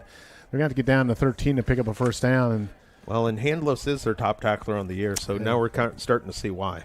So right now, Mo Valley's not showing. They're going to give the Fouts. Fouts is not going to get a running play. He's picking up yardage, but on the 4th down, the Tigers go for a run, and he's well short, and that'll be a turnover on down. So second series of offense again for the Tigers ends in a turnover in the on a sense of a 4th down. Not getting it. So, a lot of coaches consider that a turnover, and since when you get a 4th down hold. But nonetheless, Mo Valley will take over 1st and 10, and they're right back on the field, offensively ready to go. No huddle, 1st and 10 at their 23-yard line. So Mo Valley has come to play tonight, Brett. There is no question about it. Yeah, and they got trips kind of to the left side of their formation. Davis, a quarterback per Mo Valley, takes a snap, dropping back, looking under pressure himself. Now a little screen pass over the middle of Becerra, 35, 40. He's got some speed. He's in the 40. He's got a foot race down the sideline, and he's tripped up where he might have gone on the sideline. Nice little drag play over the middle there. Davis found Becerra, and he scooted down the sideline for a big yardage all the way to the Red Oak 45-yard line. Yeah, it just almost looked like they almost set up a bubble screen there and just had the two wideouts kind of go deep, and he just kind of stood there, act like, and he just came across the middle. Nobody was able to cover him. So big play by the Big Reds, and they've kind of done that twice so far tonight. 1:54 to go in the first quarter here. It's been all Mo Valley so far. They're up 7-0 on the Tigers, and they're on the Tigers' 45-yard line with the 1st and 10 here on their second possession of the night. Davis at tailback brings Becerra in motion. They give to Tyson. Tyson jumps outside. He's got some speed, but there he's dropped in there by number 22, Aiden Johnson and Jacob Patterson. No, so far that their outright side of the Tiger defense has been really, really solid. So, I think you're just going to see Missouri Valley starting to continue to run on kind of that left side. It looks like they've already flopped the ends with Fouts going to the left side and Purdue coming to the right side. It looks like Jones is starting to come off. I don't know if he's a little tired. It looks like he's hobbling a little bit. Aiden Johnson's hobbling a little bit after a tackle as well. So 2nd and 11 here for Mo Valley at the Tiger 48-yard line. Mo Valley really showing some diversity in their offensive play calling here, running screen passes. Davis now dropping back under pressure. Gets the ball looking deep for Becerra. Overshoots him again. 3rd down. They're going for that home run ball. Becerra, like I say, he's a playmaker out there, Brett. No, he's gone for 216 yards, up to this point. Yeah, 16 he already receptions. has a few more. So, definitely he is their deep play threat. And, Tigers were able to get a little bit of push up there, but so far they've been very multiple, probably throwing the ball a lot more than we thought they would. Davis comes into the game with only 1 TD pass and 7 interceptions, but he's been on target for the most part on big plays tonight. So here it's 3rd and 11 for Mo Valley at the Tiger 47-yard line. Davis brings a player in motion. Quarterback takes a snap, rolls out, finds Becerra. There's a flag down, and Becerra's going to have enough for the first down, but it looks like this might come back. I would guess it's in the area of offensive holding. Let's see what the call is. Either hold or a lineman downfield here. So. But I think the other thing, Brett, is the skill position speed of Mo Valley. Becerra's got some speed, and Tyson, I think that speed is kind of impacting the Tigers as well. Looks like we actually have a face mask against the Tigers. So that's going to be add that on to the end of the play, yeah. So absolutely another big penalty there. That's going to be a big mark off. So the first down, and then add on some yardage here after that. And Mo Valley is knocking right on the door against Red Oak again. This is all the way down to the And this is two big 15-yard penalties against the Tigers just in this quarter. So, Tigers are going to have to be a little bit more assignment sound, and because they're just bringing kind of those receivers, almost out of the backfield and having them go right across the formation, right about linebacker depth. So Tigers are going to need to make some adjustments on that, and guys are going to have to, make sure they're reading their keys out there. Davis here with his team. 1st and 10 at the Tiger 20-yard line. Brings the player in motion.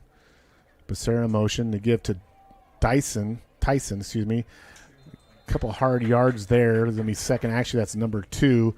Luke Schroeder on that carry. Yeah, it looks like Jackson Purdue was there on the tackle there, but, it was just one of those things. Again, we had a couple D linemen actually get up the field just a little bit too far, and, he was able to run there kind of right behind him. So just some adjustments the Tigers need to make, just to kind of be more assignment sound. It's probably going to be the last play of the first quarter. Here's the clock's now under 30 seconds to go here. Mo Valley with the 2nd and 9 from the Tiger 18-yard line. Davis at quarterback shotgun formation, single back set, brings the motion, handles in motion. Give to, going to keep Davis keeps it. Not much there. Brought down by Aiden Johnson at about the, they're going to spot it at about the, probably about the, 20, looks like about the 19, 20-yard line there. We'll say the 20-yard line, and I believe that's going to be it. So end of the first quarter, the ball is marked at the Tiger 20-yard line, and that will be the end of the first quarter, where it is Mo Valley 7, Red Oak nothing. We'll be right back after these messages.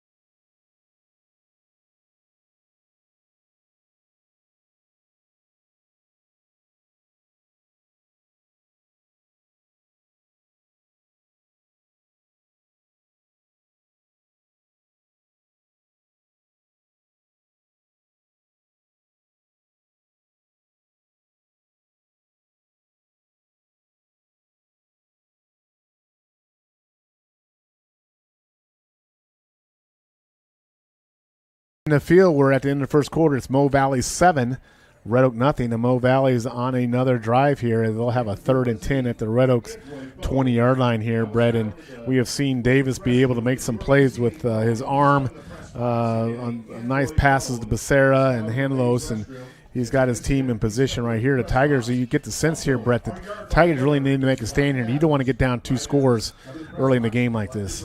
No, because we know it's going to be 4-down territory. So far, that's what Missouri Valley's shown. Davis in shotgun formation, 2 receivers, wide side, 1 short side, tailback with Schroeder. Davis takes the snap, drop back, looking, under pressure now, steps up, running, scrambling to 20, 15, lowers his shoulder.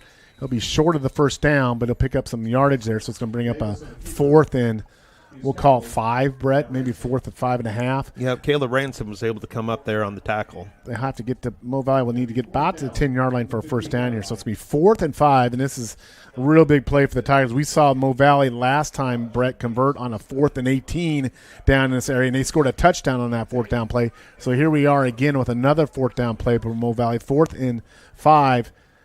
And Mo Valley now showing a lot of different formations, now going 3 powered backs with Davis. Snap to Davis, to give to Hanlos. Hanlos is going to be short. Tigers make a stop there.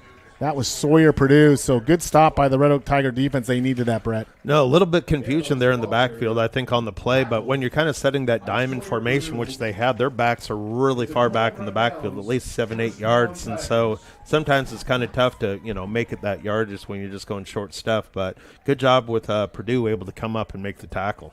So it'll be 1st and 10 Red Oak. They'll be at their 19-yard line here. And the Tigers haven't been able to show yet that they can, because we saw a little bit of this last week. It takes a while for them to kind of get going here. But Tigers here are going to have to control that pass rush from Mo Valley because it has been lethal so far. Yeah, it's just being gap sound and making sure that everybody is, gets the guy that they have, and you're not getting double teams where you don't need them. First and 10 here, Fisher. Broken play, it looks like. Something didn't happen there, and he's going to be sacked for a loss. It looked like he went for a handoff, and there was no one there, so he just had to eat the football, and it's a loss of yardage. No, somebody went right, and the other one went left, and not sure who was supposed to go what. So, all you can do with Fisher like that, you just kind of grab the ball as a fire drill, you run straight forward, and hope you can get back to line of scrimmage.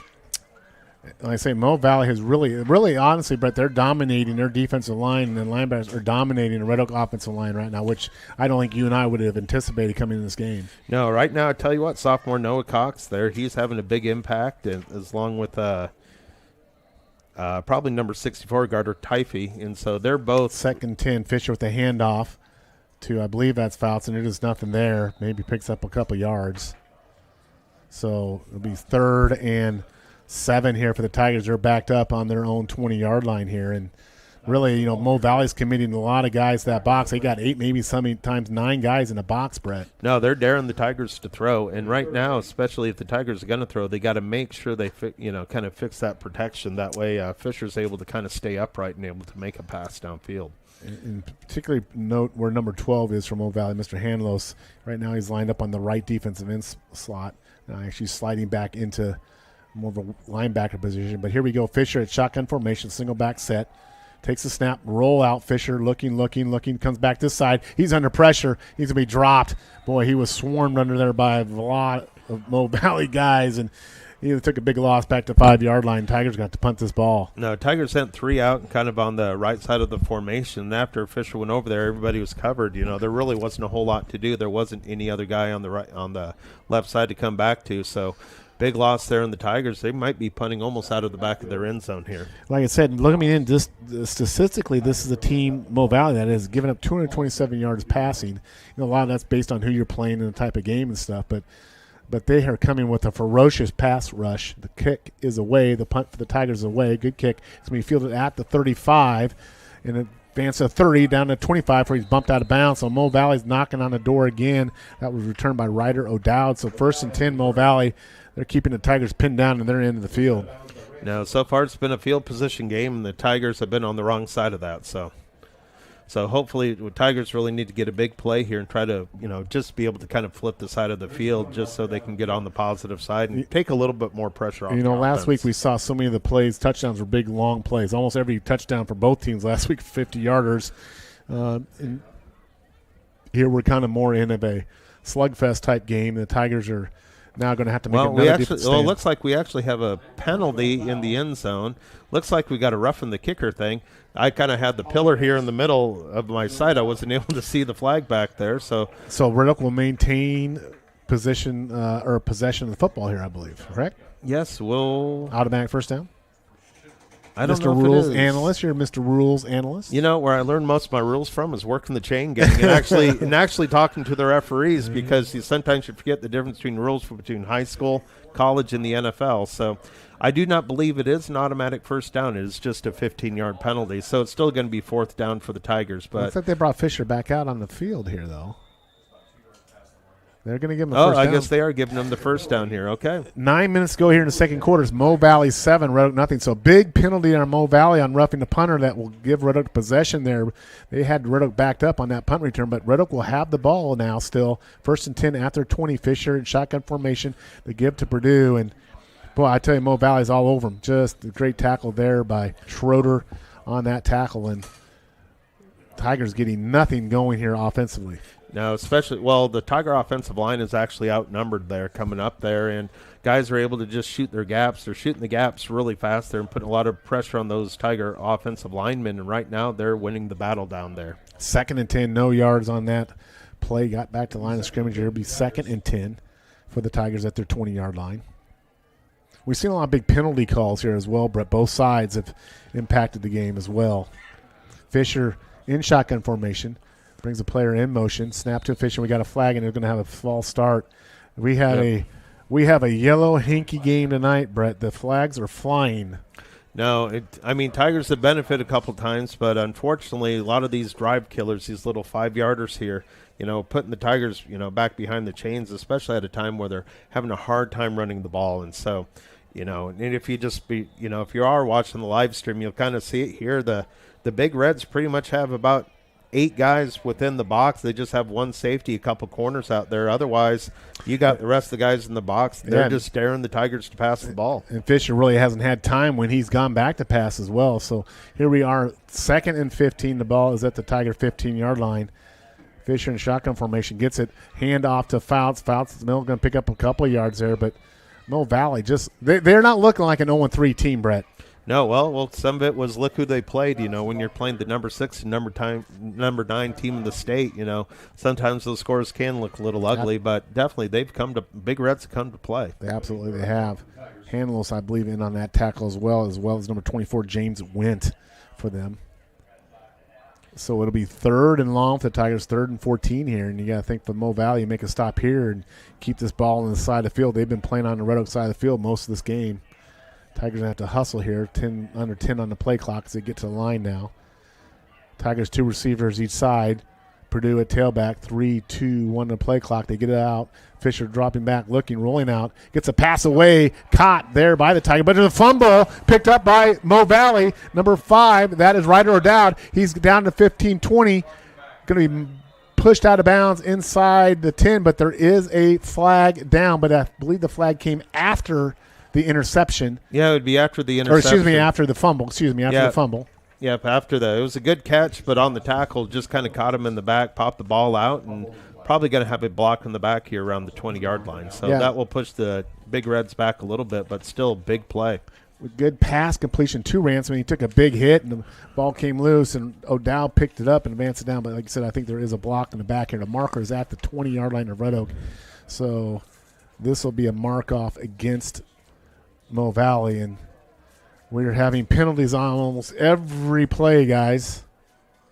Yeah, just kind of sometimes you think that kind of that 4th game of the year that, some of those things would have already been fixed, but, they're playing aggressive out there, and sometimes when you're doing that, you just do kind of make those mistakes, but, that block in the back looks like sending Big Reds back to about the 35 of the Tigers. So Tigers would not have picked up the first down anyway on that play, so you would figure Mo Valley would have gotten pretty decent field position anyway in the punts, but they're going to have another series here starting on the Tiger side of the field at the Tiger 35.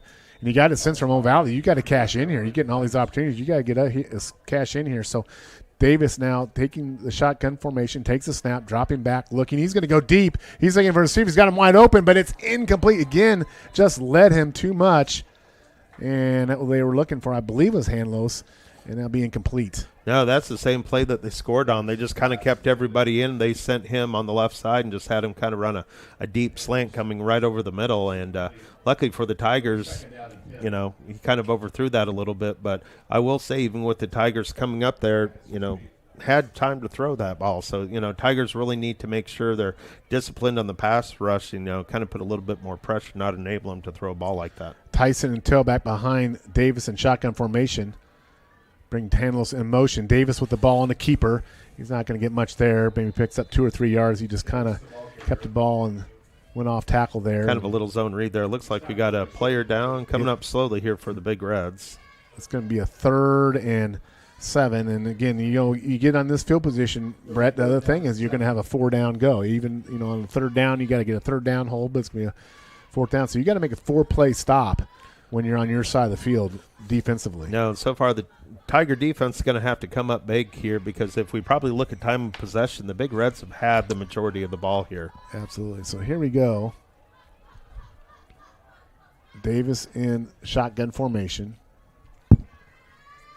Snap to Davis. Davis dropping back, looking pass. We're flushed to his right side, still looking, going deep, looking for a receiver, and overshoots him again, looking for Hanlos. Good coverage out there. No, it's Smirniotis. He had really good coverage back there, and he is a taller kid, so it is kind of hard to throw over him. And they did keep the pass rush, did kind of contain him, didn't allow him to roll out there.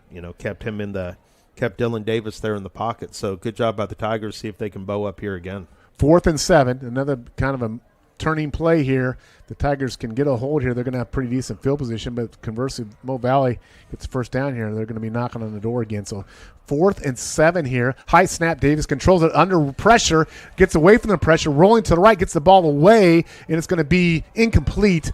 going deep for his receiver and broken up nicely there by, I believe that's Caleb Ransom or Ace Wilkins. That was Ace Wilkins over there, and that was he actually had a chance to intercept that, but the better play was for him just to knock it down because it's going to give the Tigers much better field position there. So the Tigers with a 4th down hold there. So it's been a tale of 4th down holds or 4th down conversions in this game so far, and Tigers kind of broke even on them so far, but Tigers need to get something going offensively. 5:34 to go in the first half, and 7-0 Mo Valley on top. Now, Tigers need to get something going here on offense because I actually think if you've kind of seen it, Tigers are actually fortunate to only be down 7-0 here. We'll get you some scores here, updates on scores around the area.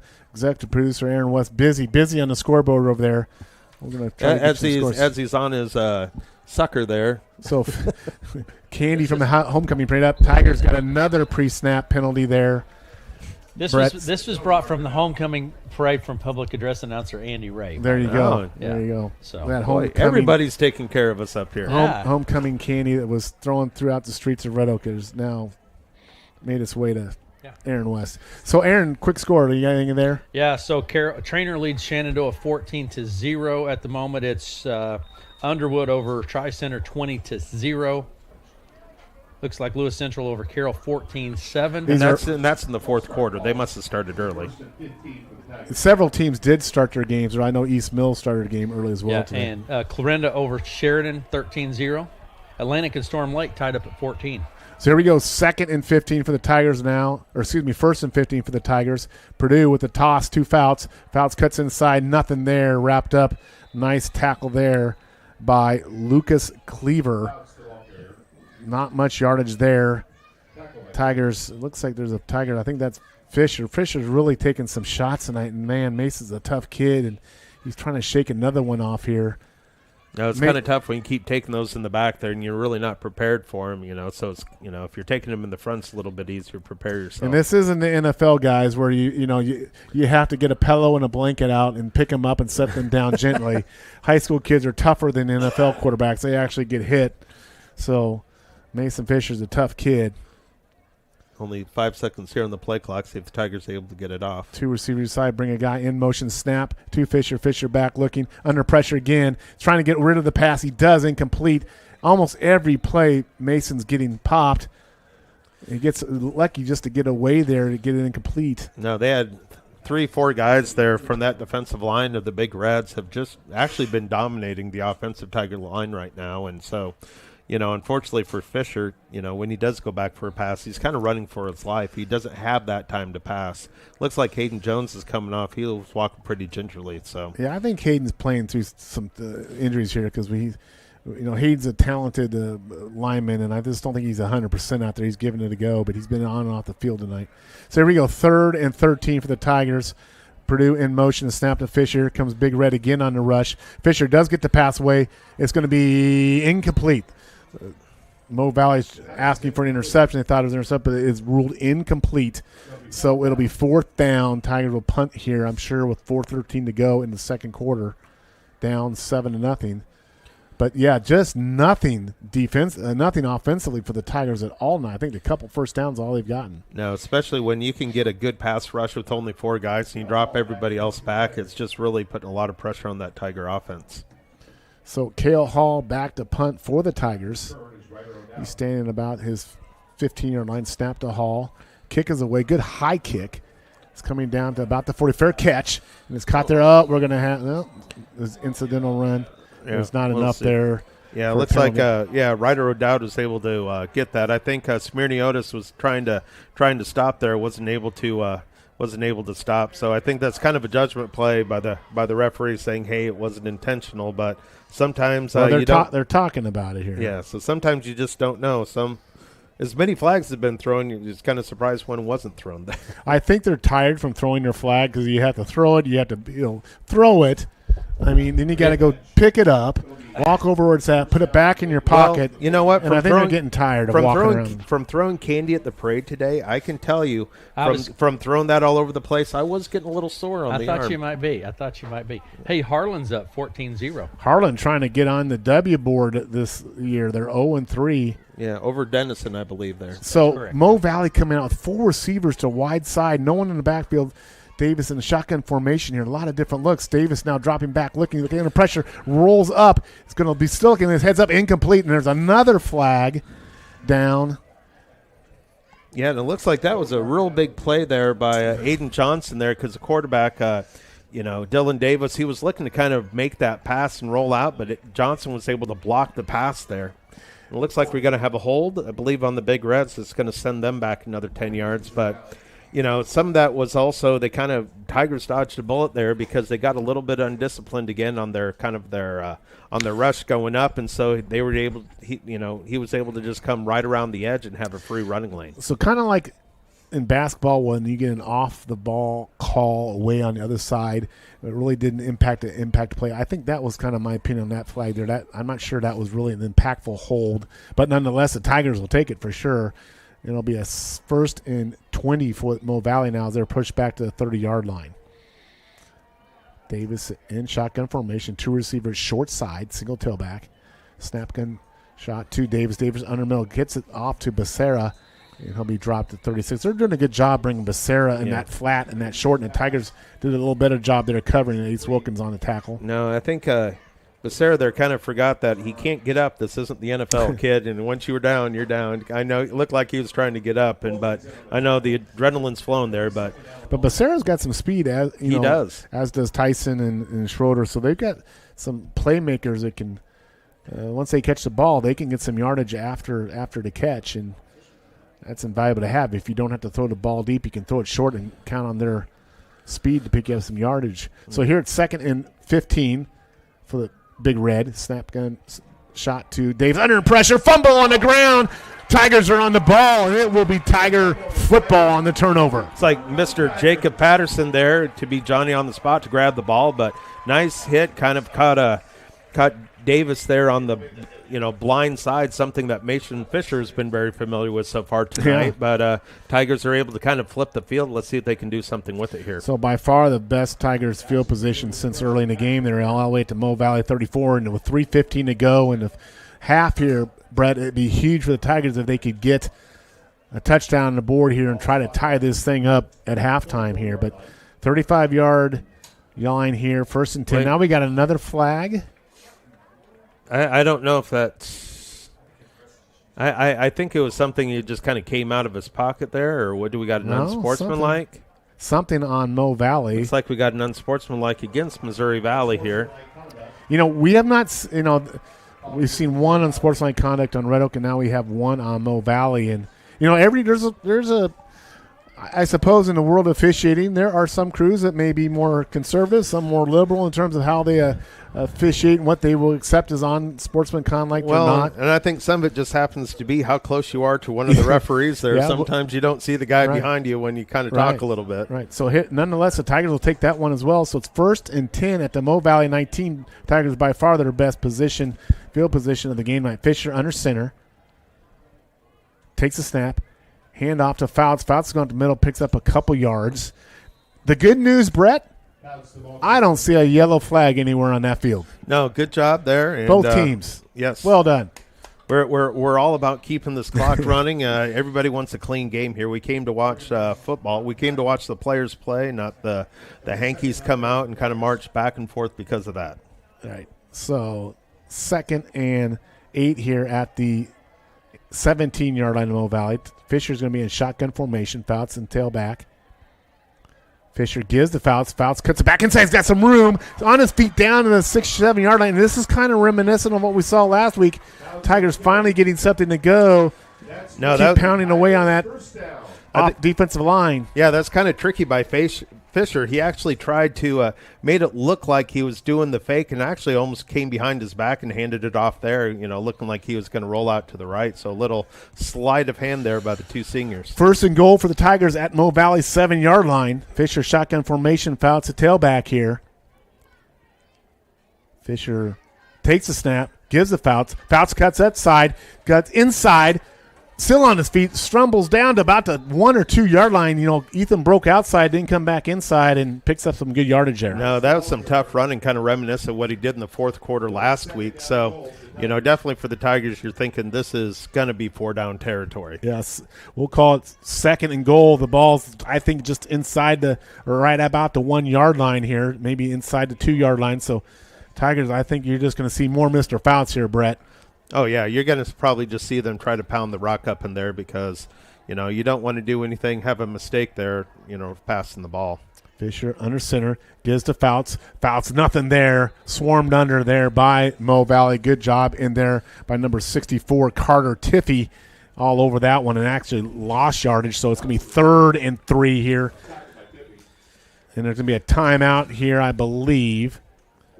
By Missouri Valley here. Timeout. So 1:21 to go here. We'll keep it here, guys. You got the scoreboard, Brett. Let's do some scores here. We're going to have a halftime, I should tell you. I think executive producer, Mr. West, are we having some interviews at halftime?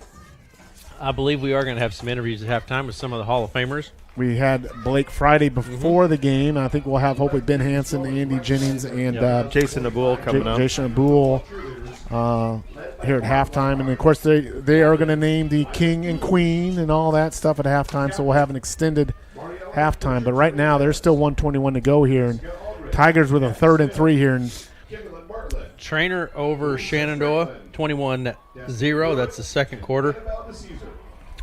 St. Albert over West Monona, 21-0. Underwood over Tri-Center, 27-0. That's second quarter. Carroll over 14-13. 1 point lead for Lewis Central, second quarter. Over Lewis Central over who? Carroll Tigers. Carroll Public. Yeah. So here we go, guys. 3rd and 3. Or, 3rd and goal at the 3 yard line for the Tigers. They need to convert here. And they're going to go really bunch formation here, Brett. It's almost like a rugby scrum. Everybody on defense, offense is all pinched in together here. Fisher under center.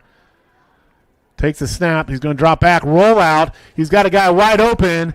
Touchdown. Done a play call. Great job, Sawyer Purdue, and a touchdown. No, that was a great play. You bunch everybody up, then you just sneak out Sawyer Purdue out of his tight end position. And, so far we've only been running the ball. And tell you what, throwing it to the left side, having Mason roll out to his left instead of the right there, great way to sell the fake there and made a good pass there. So nice job for the Tigers there. And Coach Bruce getting a little creative there. Carter Bruce, his inner Hawkeye coming out with that pass game there. Well, it is to a tight end. That's all they know how to throw to. Pace Shelley on for the extra point. Snap, the hold, the kick. It is good. And with 1:16 to go in the first half, this game is tied up 7-7. Mo Valley. We'll be right back after these messages.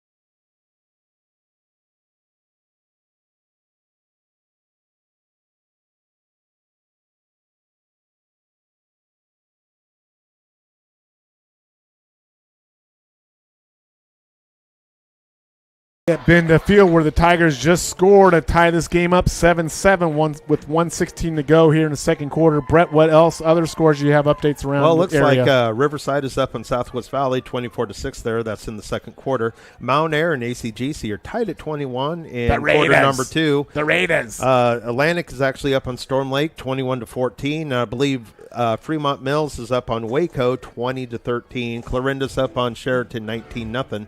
So just some of the games coming out. Audubon is up on Cam 36-0. So and HST is up on Nottoway Valley. That's 43-0 there in the second quarter. You mentioned the Cam Cougars. I know Coach Gray and Coach Bruce brought in a former Red Oak Tiger coach, former state champion coach Cam to talk to the Tigers this week. That was Barry Bauer. Here's Mr. a kick Barry away. Bauer. Kick is away to Ryder O'Dowd out to the 20. He's got some speed. Where he could go. He's got speed at the 40, and he's going to stay on his feet. He's going to break this back. Still on his feet. He's going to take this to the house, Brett. No flags on. Well, take that back. There is a flag. Nope, there is a flag back here. Hold on.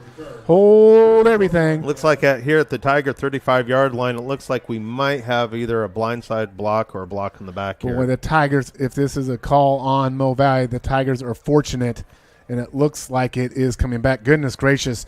That, again, is at Mo Valley speed, Brett. It's just very apparent to me that Mo Valley has some offensive playmakers with speed. Tigers are fortunate that wasn't run back, but nonetheless, Mo Valley is going to have really good field position here 59 seconds to go. And they have, I believe, 2 timeouts to work with here. Yeah, Ryder O'Dowd, that was a great run by him. He really read the blocks there. He was able to get out on that left side and ran through a couple tackles there. Made some Tigers miss, but Tigers really dodged a bullet there, especially with only about a minute to go here in the halftime. So yeah, you get the sense that, tremendous run by a young man, and you like to see him get credit for that effort. But yet another flag. That ball will now move back to the 50, so Mo Valley will start first and 10 from the 50. 59 seconds to go here in the first half. Snap to Davis. Davis back, looking under pressure. Intercepted by Patterson. Patterson lumbering, stumbling, rumbling. 10, 5. He's brought down to the 9-yard line. Jacob Patterson with the interception. Trying to run for that end zone. Yeah, they were trying to set up that bubble screen there right in the middle. And I tell you what, Jacob Patterson read that the entire way. And unlike a typical lineman, he was able to grab the ball. And tell you what, more speed than when you think out of him. He was able to run that 35 yards back there. And, Red Oak was kind of fortunate because, he had a teammate right next to him. You don't want to get that block in the back. So in the matter of 2 plays there, we went from Mo Valley getting the kickoff return for a touchdown to Red Oak picking the pass off and returning it now inside the Mo Valley 10-yard line. They'll have first and 10 at the Mo Valley 7-yard line with 49 seconds to go. And, Brett, my goodness, this game has really took some twists and turns here in the last 30, 40 seconds. I know, so much so I had to stand up here. I just couldn't take it anymore. So here we go. Tigers first and 10, or first and goal, at the 7-yard line. Mo Valley. Fisher under center, quarterback. Takes a snap, gives the Fouts off the right side, breaks it outside, comes inside. Trying to get to the end zone. He's going to be just short. Just short. The ball's going to be marked, I think, into 1. The clock is running, 37 seconds. Tigers do have a timeout, but they're going hurry-up offense here. They're in no hurry right now. So 30 seconds. They have plenty of time to get a clock off. Coach Bruce yelling something from the sideline. Looks like we got probably a timeout here by Missouri Valley. They had some confusion there in getting guys in and off the field there. So Mo Valley burns a timeout here, so 26 seconds to go in the first half. Red Oak first and goal at about the 1-yard line here, Brett. My goodness, in the last minute and a half here, this is really taking a change. And for the Red Oak fans, it has taken the potentially here with, if they score, a big momentum change going into halftime. Oh, especially with Mo Valley pretty much being up, through the first quarter and a half, being able to have really control of the game. Then the Tigers scoring here, if they're able to get in here, scoring within about a 2-minute span here right to end the half. And so the Tigers aren't going to be in a real big hurry. They want to leave almost nothing there on the clock, and I'm sure they're not going to be kicking it off deep when if they're able to score here. And it's going to be the second down. They're going to be going forward on 4th down. So big play here by the Tigers. So Tigers can run the ball here and call a timeout. So we'll see what happens here. Fisher is in shotgun formation. Fouts is single back set. Actually, Fisher's going to go up into getting the play call in, moving Ransom to the other side here. Play cock, plenty of time here. Fisher is going to go under center here. Snap to Fisher to give to Fouts. Fouts is going to plow in there. I think he's it's going to be short. So clock is now timeout. Red Oak burns their final timeout. 18 seconds to go here. So, Brett, you're going to have 3rd and goal here, Brett.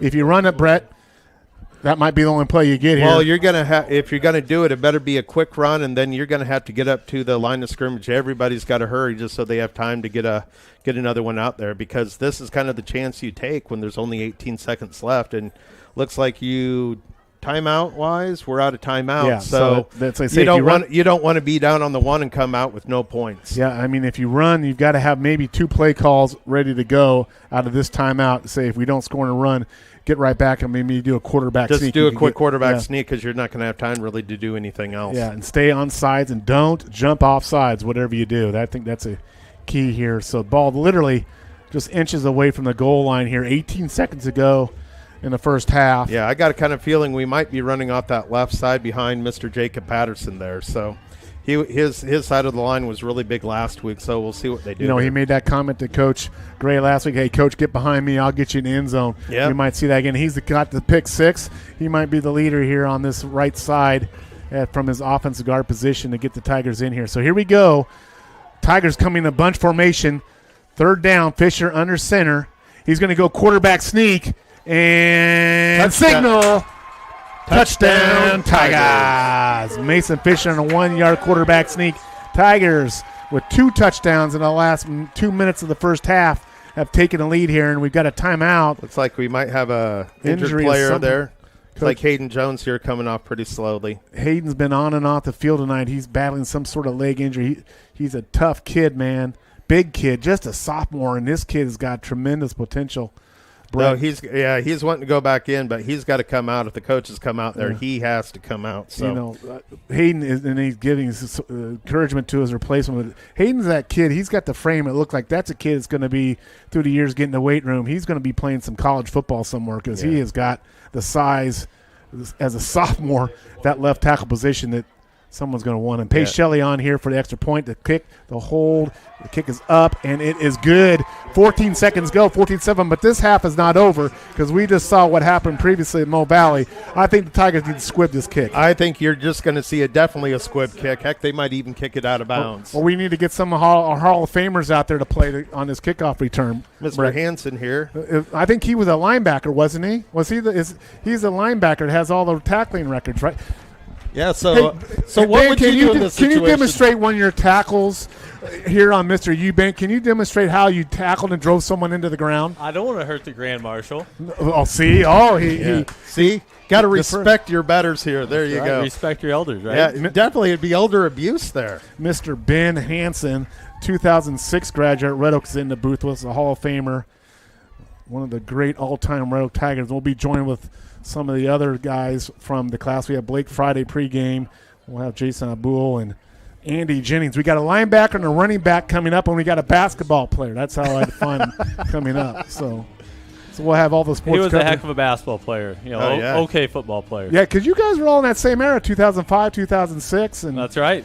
You're all buddies and know one another. So here we go, a kickoff. Let's see what the Tigers do if they squib it. They're going to kick it deep. Not very deep. It's going to be falling on it by Mo Valley. Yeah, you're right. Not at least. Oh, now we got a flag. Just kind of one of those plays, not very smart playing the Tigers. Are these guys getting paid by the flag? No, that was definitely the Mo Valley guy was on the ground. They can't exactly get up, and you kind of give them that free 15 to kind of give them a chance to really make a Hail Mary with one play there. So Red Oak was fortunate on the previous kick where we ran into a fair catch that they didn't call it. So no, and if you're watching on the live stream, you might have seen something green go off with the ball. It almost kicked the tee further than the ball there. So, Mr. Hansen, how are you doing? Nice to meet you. I've not met you before. Good to meet you as well. But I have heard all about you, and you played in a really good time Red Oak football where you guys had some tremendous success. Yeah, we did. We had a couple 7-2 years, and had a lot of team camaraderie. Was it Hawkeye 8 play back then, or was it still we were Hawkeye 10, but we actually played Class 2A. So our district was 2A at the time, so we didn't play a lot of the big, Harlan, Atlantic, Glenwoods. So district play there, and kind of the unfortunate thing at that time, only the top two were able to go qualify for state. And I remember that last year. You guys mean everybody doesn't get in like now? I mean, you actually had to earn it, huh? Nope, 7-2, and weren't able to get in because I believe you had an 8-1 Clarinda and a 9-0 Kemper there. You have a good memory. That's impressive. Yeah, and I believe it was the last game of the year. Weren't you guys playing Kemper to really? Yeah, we could have made the playoffs. We had to win that with game like a 50-mile-an-hour wind coming from the north. I just remember that. He can't remember what he had for lunch, but he can remember everything from 2006. Yeah, 20 years ago. Who would have thunk, right? So here we go. It's 13 seconds to go here in a half. And a half that just won't end. The last 2 minutes have gone on for a half hour here. And it was actually offsetting penalties there. So we had no movement there on the Tigers. We'll just see if Missouri Valley is going to take a knee here because they will receive it to begin the second half. First and 10 here. Mo Valley see what they're doing there. Shotgun formation, 2 receivers, wide side. They're going to pass here. Davis drops back. He's going to scramble outside, and he's brought down. A big tackle there. That is by Mr. Sawyer Purdue, a freshman. This kid could get your record right here. This kid is amazing. He's pretty impressive. He had a pick 6 touchdown a fumble return, and a touchdown catch. He's a tremendous player. They're going to have still timeout, 4 seconds to go. I guess Mo Valley's going to burn their last timeout here, Brett. So we'll see what happens here. But Ben, tell me a little bit about where you're at and what you're doing now. So I am in Dunlap, Iowa now, which is about 75 miles north of here. I am a certified public accountant for a firm up there that I own a portion of. So we do some tax planning preparation and financial planning and things of that nature. Family? Yeah, I got a wife, Margot Hansen. She's originally from IKM. She's also a CPA, and I have 3 young kids, an 8-year-old, a 6-year-old, and a 2-year-old. So you're coaching something. Oh, yeah. What are you coaching? We do football, skills and agility for first and second graders right now, so no games. Then we do soccer in the spring, which as a football player, there's a lot of things you can say about soccer, but it's really good for the young kids just to get out there and run and play and just compete. So are you taking soccer video? YouTube's the best, my friend. I mean, I don't all about soccer. Yeah. El football. 4 seconds to go here. Mo Valley, it looks like they're going to show some sort of pass here. So Tigers need to dropping 2 safeties deep and what are they playing thinking? Prevent cover. I don't know here, but they've had 2 interceptions and turnovers here. But 4 seconds to go here, they bring a player in motion here. Davis takes the snap. He's going to have out here. They got some speed on O'Dowd. He's going to be pushed out of bounds, and that will end the first half. So we have become to halftime here at Homecoming in Red Oak, and the Tigers with 2 late touchdowns here in the second quarter to take the lead at halftime over Mo Valley 14-7. We'll be back after these messages with some of our Red Oak Hall of Famers.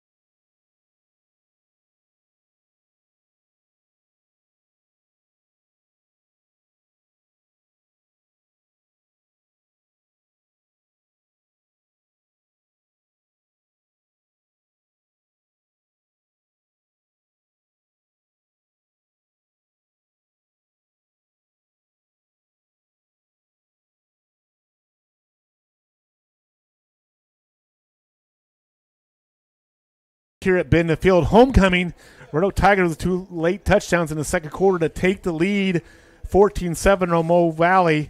We're here with Red Oak Hall of Fame inductee Ben Hansen, the 2006 graduate. Ben, what was your reaction when you got the call, I'm assuming from Mark Erickson, that you had got into the Red Oak Hall of Fame? I was pretty surprised, actually. I thought maybe they forgot about me altogether or something, right? But no, I was pretty humbled. It's pretty exciting to get rewarded for some of your high school accolades, and I knew some of the people that were in the Hall of Fame. I never thought I was maybe worthy. What's your kids think about that impression of kids seeing their dad get elected into some sort of Hall of Fame? Do they understand that, or what's their reaction? Kind of not. My middle child, he really thought he kept asking me when I'm going to put my football pads on. He was like, Daddy, you got to play. Yeah, I think that's the fun thing. Geez, Dad was a good athlete. He's getting all of these awards. It kind of breaks their paradigm of who they think you are as just the dad out there coaching some new sports. I'm just thinking accountants can be linebackers. What the heck here? What's going on? Yeah, well, I had a mean streak once in a while, I guess. Right. We're joined here by, we'll get a headset here hopefully on another Red Oak Hall of Fame. But Ben, your fondest memory looking back in your high school career, games or whatever, what do you reflect on the most from your high school career that brings you good joy? Boy, that's a tough question. We went from a not real successful program when I was a freshman and sophomore to when I was a freshman and sophomore, I was playing a lot of games with Mr. Abule, who's here with us now. But to turn it around to being successful and seeing the town really get behind us and have some successful seasons of 7-2 each year. We had, a game that we played against Missouri Valley when I believe I was a senior. They were 6-0 and we were in 5-1, I believe, and they were supposed to beat us. And, we rose to the occasion and we really hit them hard. And I think we beat them like 44-0 or something like that. So, but those are things, moments. Like you say, you really had to earn it. You had to change the culture of that program. So for sure, and like the coach said during the pregame speech is like you guys have to learn to win. Like it becomes a habit, and you have to start doing the little things right. And I think that's one of the things that will help turn this thing around for them. And so many, and we're also joined here, I should say now, by 2005 graduate Jason Abul. Jason, nice to meet you. I think I might have met you one time before somewhere. Yeah. You're taller. Why don't we have tall people like this in Red Oak anymore, Brett? Why don't we have tall people like this in Red Oak? Because you have people like me moving here who's already short, and we marry short women, and we just have short kids. It was good to be an outlier back then. Jason, good to have you. You and Ben kind of were in the same era. And Jason, I kind of refer to you as the basketball guy with these football guys. You get stereotyped, but same question for you, Jason. On looking back on all your career in high school, what kind of stands out for you the most in your high school career? Oh man, I hate to copy Ben, but I'd say I want to copy Ben.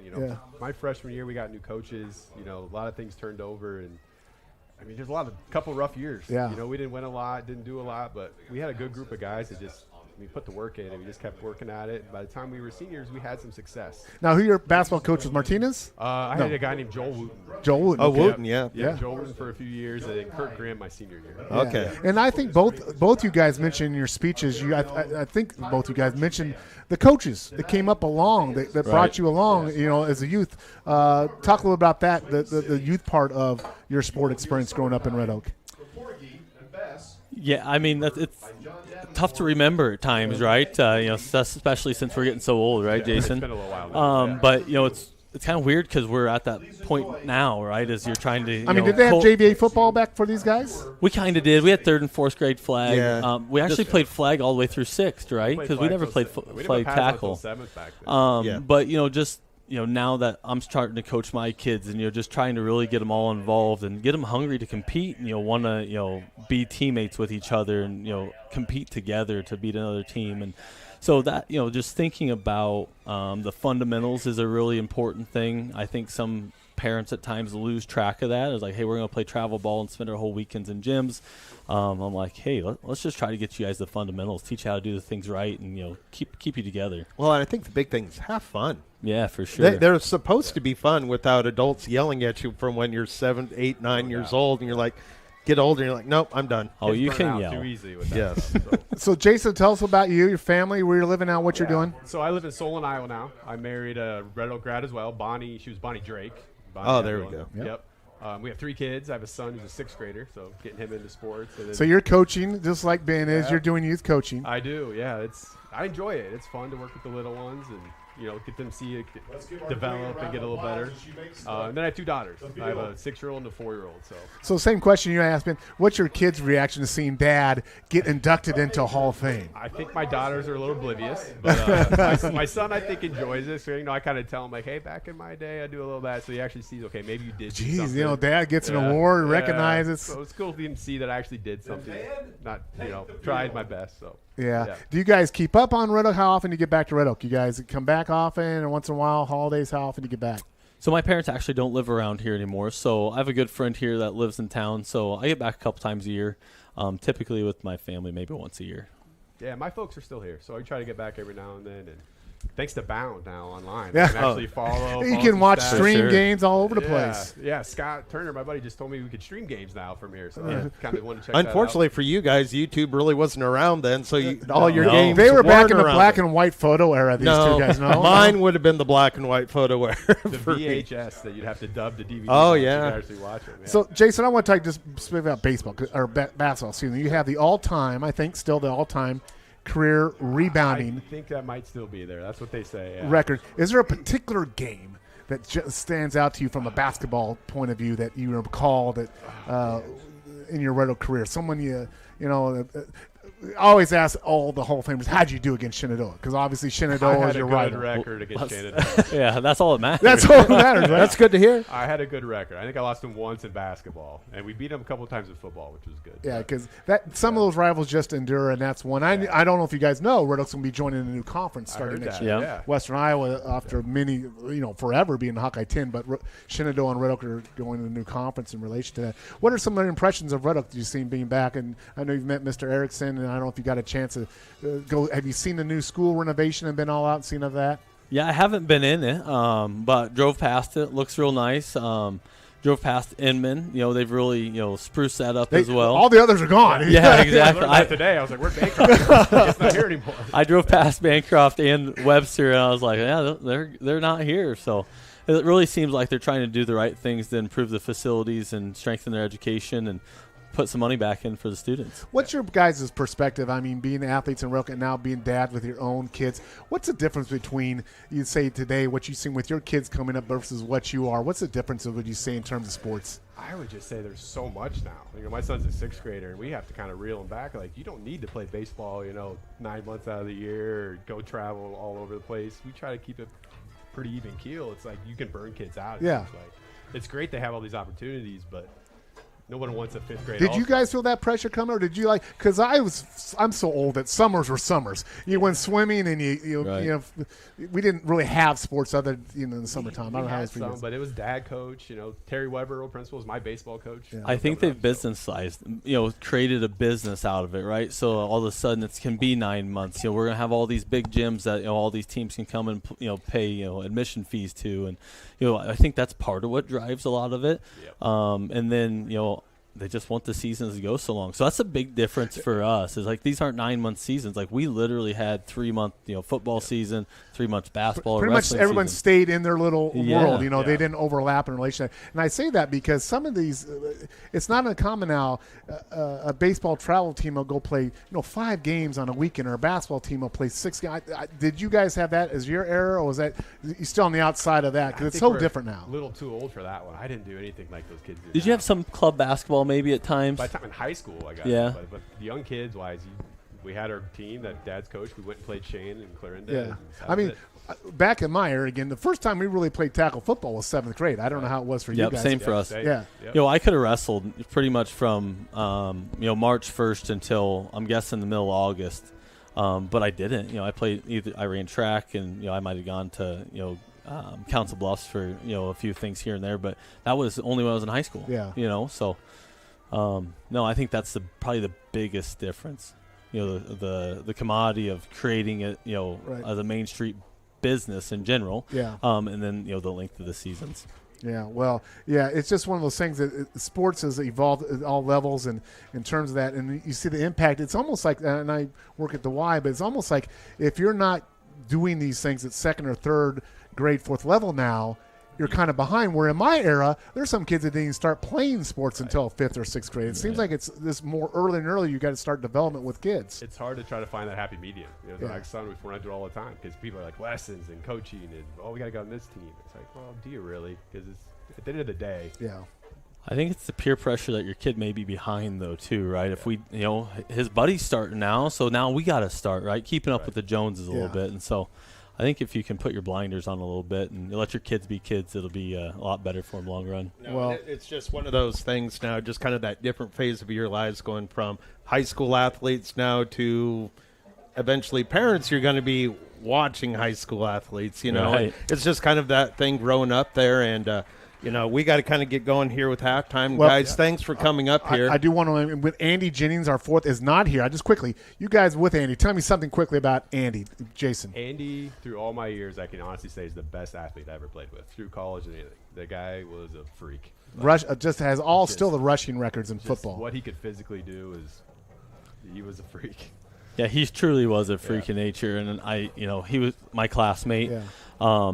He was fast. He was big. He was strong. He still looks big and strong down there. I wouldn't want to mess him. I think at times people are like, I think he could be a little tougher. I'll tell you this much. He was tough. He got hit a lot, and he battled through a lot of things. And, he was our bell cow. He has a lot of records, and there's a lot of reasons that we were good, Well, guys, we're just so very proud of you. You represent Red Oak so well, and we're so glad you're back and that you got the recognition that you deserve to be in the Red Oak Hall of Fame. I don't know how many people we got in the Hall of Fame, but it's a short list, and plaque will be up there. And you should know at the high school they have a plaque that you got. They put a picture of all the Hall of Famers, and they run it on the TV monitors throughout the high school through the day. So if people look up, eating their lunch, say, who was this Abul guy from 2000? Or who was this Hanson guy? I don't know. He's some old guy. So you've made that now. Though the kids in high school will be seeing your name on that monitor going around forever. But, guys, thank you so much for coming up. Ben Hanson, Jason Abul, Red Oak Hall of Famers.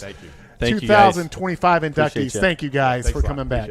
Keep cheering on the Tigers. You bet. Yep. Roll Tigers. We'll be right back after these messages. Very nice. Thank you.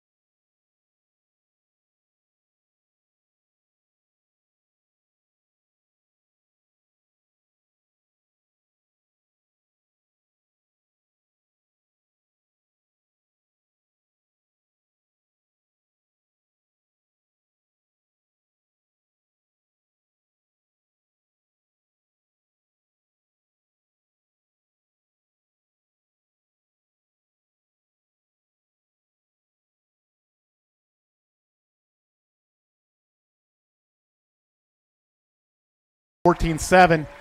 Miss Timberly Bentley here with the stats. Miss Bentley, what do we have on the stats first half football game? Well, I'll start with Mason Fisher. He's 1 for 5 in completion attempts. He has 3 yards, 1 touchdown.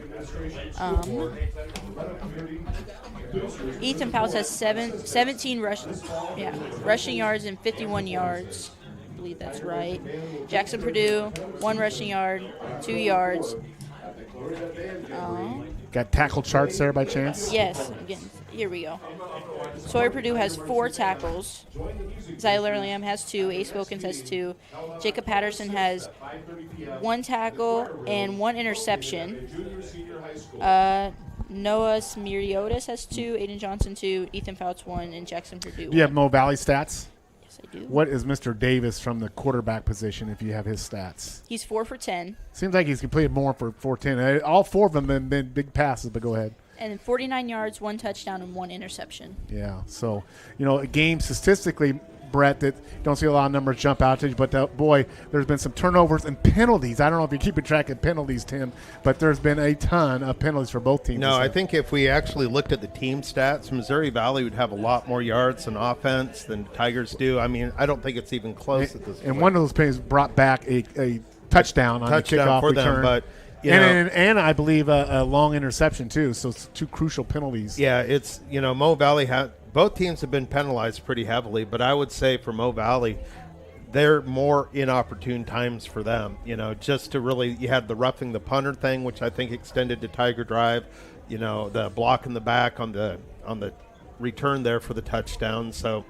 I suppose if you're Missouri Valley, you do kind of wonder, how are we down at this point, 14-7? And if you're the Tigers, you're going, wow. Yeah, for as bad as we played, they had nothing we did going nothing offensive. going, and we're up 14-7. And, we'll kind of see Missouri Valley's going to come back with the ball here to start the second half, so we'll see where they go. Miss Bentley, thank you. There's flag football tomorrow right here at Bend the Field, right? Oh, I'm so excited. We're going to have about 7 or 8 towns here tomorrow for flag football on Bend the Field. It looks like there's no rain so things will be good. And then, of course, Red Oak has a big volleyball tournament tomorrow. The 15-1 Class 3A number 6 ranked Red Oak Tiger volleyball team will be in action here in a loaded field, which I think includes defending state champ Mount Vernon, I believe. Yes. Yep, they come over every year, and it's just something that they Coach Montgomery, they've had a relationship with the coaches there, and So for them, that's kind of their big trip across the state to come here, and it's glad to have that kind of competition here. So a lot of sports activities even beyond tonight. Ms. Bentley, thank you so much. We're going to take a break. We're going to get the second half kickoff going here in just a few minutes. We'll be right back after these messages.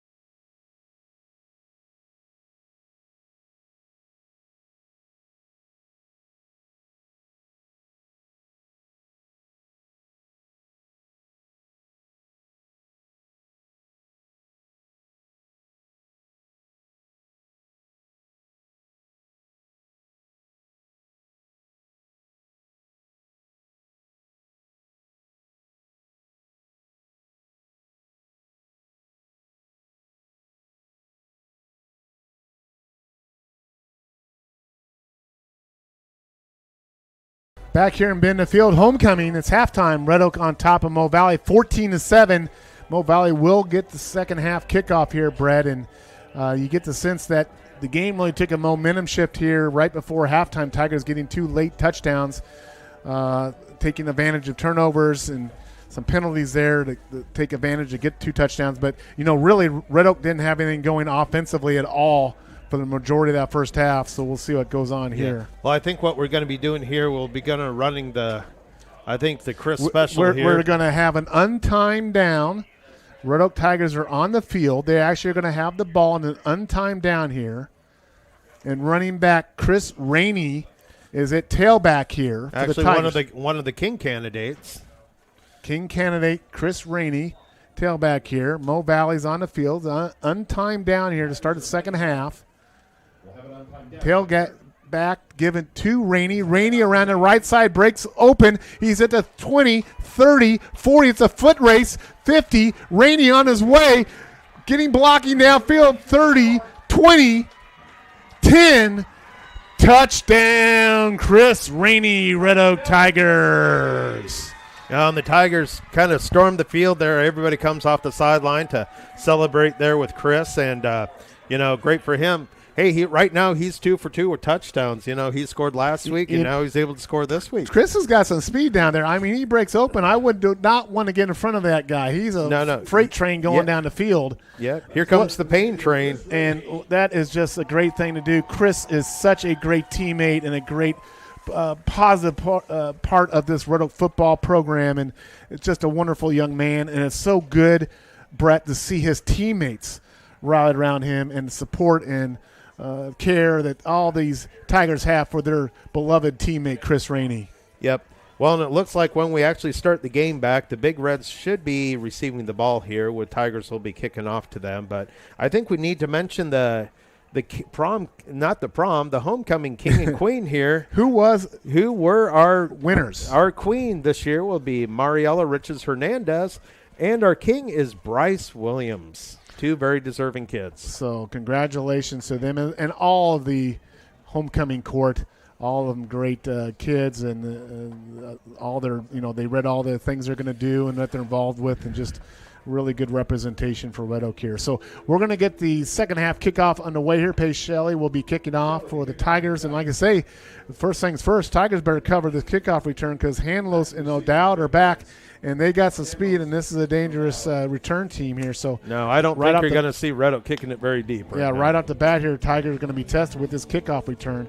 As we get this third quarter underway, it's Red Oak 14, Mo Valley 7 in this homecoming night. And so far, Brett, not a drop of rain. And that's a good thing for all the crowd here. And we do have a great crowd. We do. Here we go. So Paige Shelley has the ball on the tee, hands in the air. And here we go. Approaches the ball.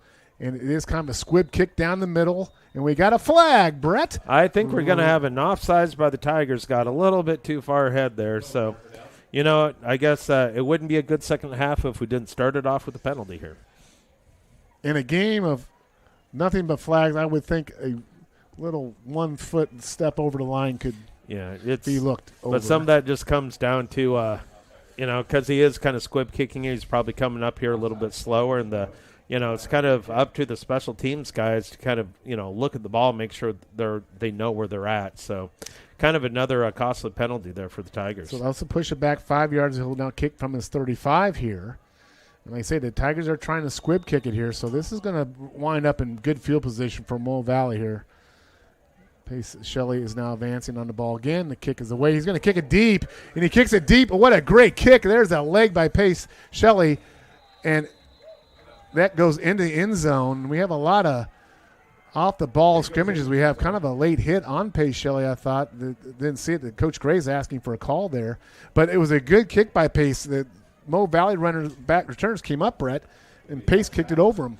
No, and it's one of those things. You got to be kind of careful out there. The grass is a little bit long there. If they're not able to let it go in the end zone, that's a live ball. And we're kind of anticipating from this, Mo Valley's going to get the ball maybe 40-yard line, and now they're going to be back at where are they going to start here? From the market, from the 35. I guess they're considering that kick.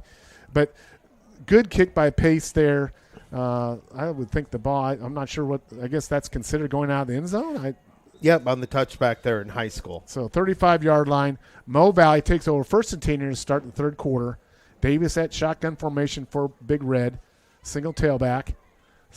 Shotgun snap to Davis. Toss pitch to Tyson. Wow, big hit there. Not much yardage, if any at all there, Brett. Good job by the road defense. No, we'll see if the Tigers are able to make some adjustments there on the defensive line because, to start the game, the Big Reds were really moving the ball against that Tiger defensive line and see if they've kind of shored some stuff up there. It looks like they might have now, instead of five-man front, looks like they might have gone more to a 4-3 just so they can kind of have those linebackers going a little bit more space. And referees are huddling again here. Second, and I didn't see a flag. They're marching the ball back against Mo Valley here. I didn't even see a flag. Was there a penalty, guys? Did they mark the ball wrong on the kickoff? Well, that's what I thought. I don't think they positioned the ball right on the kickoff return, Brett, because I couldn't understand why they were starting on the 35-yard line on the kickoff. I didn't know if it was something that I didn't know about on high school rules. I assumed it should be from the 20-yard line. This crew is, all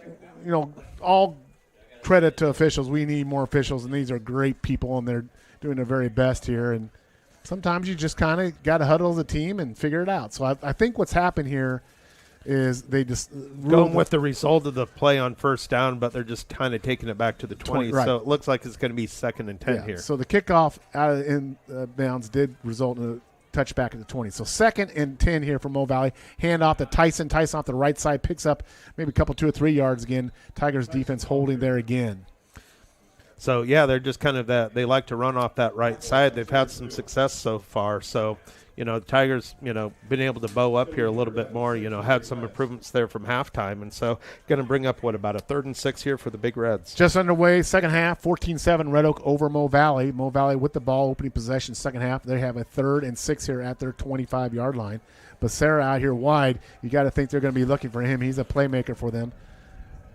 They bring a player in motion. Davis now dropping back, looking for Becerra, going over the middle. He's got handles in. Complete. Boy, that's a 3rd or 4th pass. It's just been out of the reach of the Mo Valley receiver in those deep passes, Brett. He's open, but they just have not been able to connect yet. No, they like those deep slants there. Looked like number 10, Zyler Lamb, there was on the coverage, but just kind of overthrew him once again, else that could have been 2 long touchdowns so far this game. So Tigers kind of dodged a bullet there. So Mo Valley will be forced to punt here on their opening series. It's 4th and 6 here. Tigers look like they're going to play pretty much just a vanilla defense here. They may drop Purdue back here, I guess. They're going to drop, they will drop Jackson, Purdue, and Torres back here.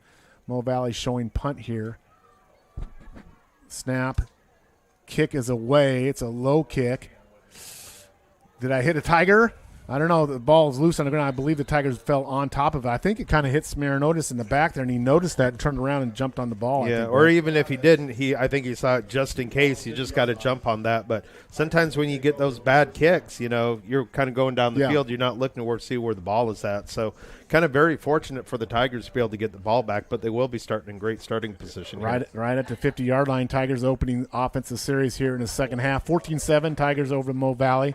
And you get the sense here, even when we had Mo Valley up 7-0 first half, we thought, Mo Valley can get that 2-score lead. Couldn't get it done. Now the Tigers have a chance here to get a 2-score lead if they can drive on this drive here and get some points. 1st and 10 for the Tigers at 50. Tigers showing a tight formation, heavy to the right side. Fisher under center. We've seen that a lot this game. Fisher takes the snap, gives to Purdue. Purdue cuts it back inside, good yardage down to the 43-yard line. Made a nice cut there, Brett. No, he was good right on the right side there, and he was able to run with some power there, get some positive yards there. It looks like a gain of about 5 yards. So for the Tigers, you're just kind of staying on schedule there, and so that's really what the offense is built to do. And probably the big thing, the Tigers got to see if they can run the ball here. And I think for the Tigers and absolutely for Mo Valley, play as clean football as you can. Try to eliminate those pre-snap penalties and try not to put yourselves behind the stakes. Tigers here have a 2nd and 5 at the 45 of Mo Valley. Fisher now in shotgun formation with Purdue in the tailback.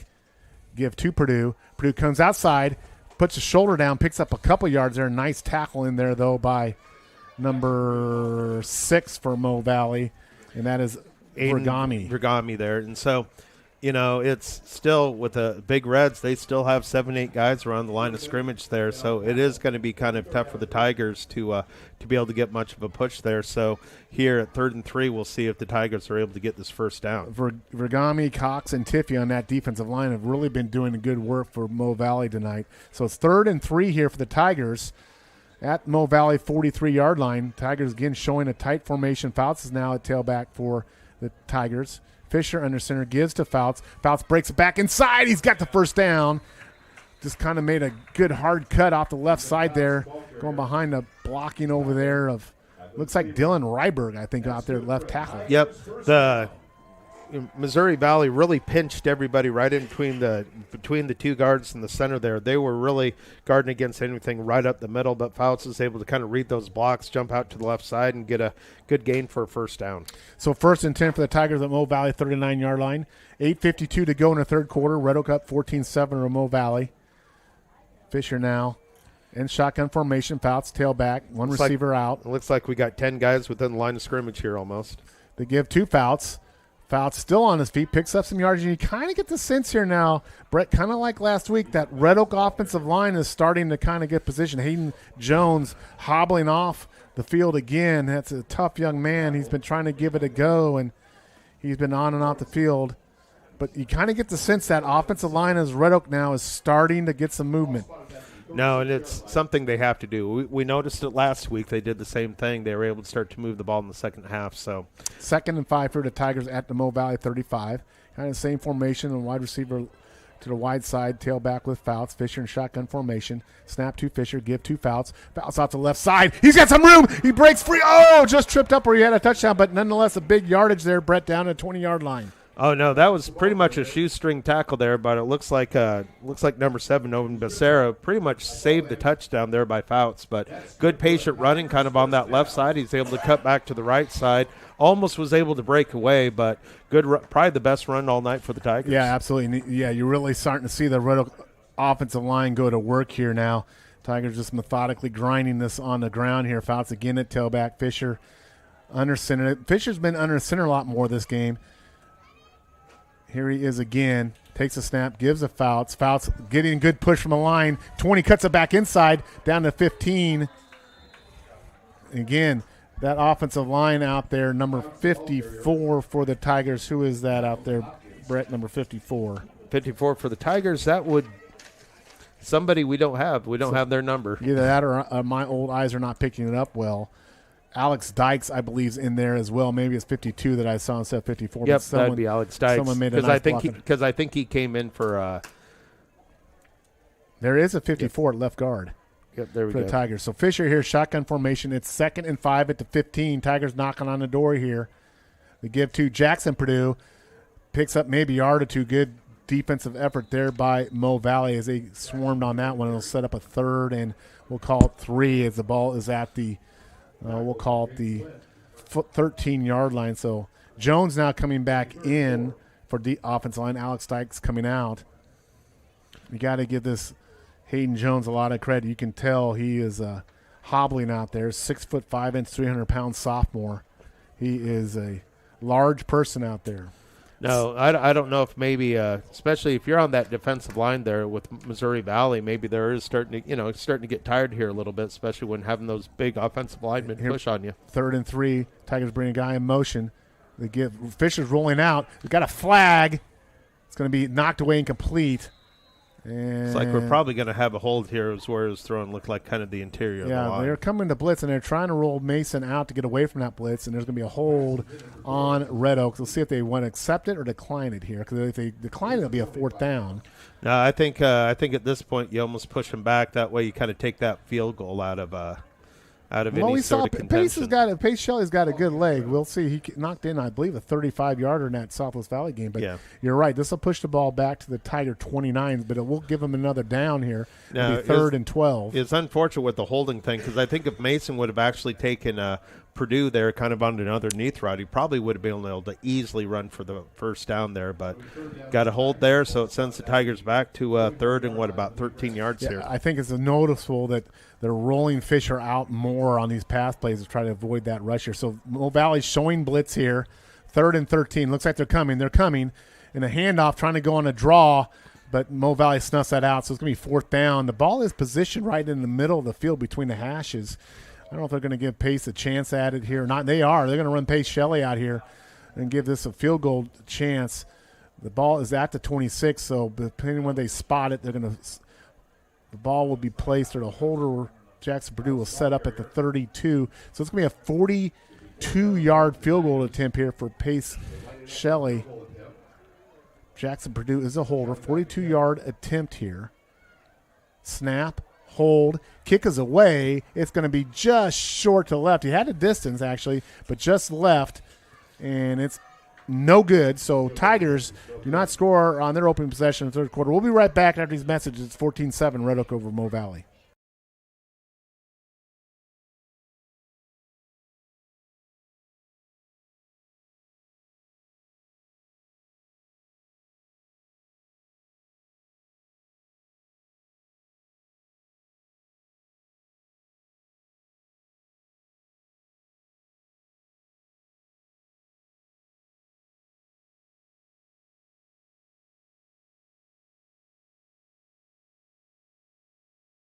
Bend the field, 5:56 to go in the 3rd quarter. Mo Valley trailing Red Oak. Red Oak up 14-7 over Mo Valley. Mo Valley with their second offensive series and a half. They take over 1st and 10 at their own 20. Davis, the quarterback for Mo Valley, brings a player in motion. Handles now bring backs outside. Davis with a handoff to Dyson. Nothing there. Great job by Tigers defense there. Sawyer Purdue in on that tackle. Who else is in on that?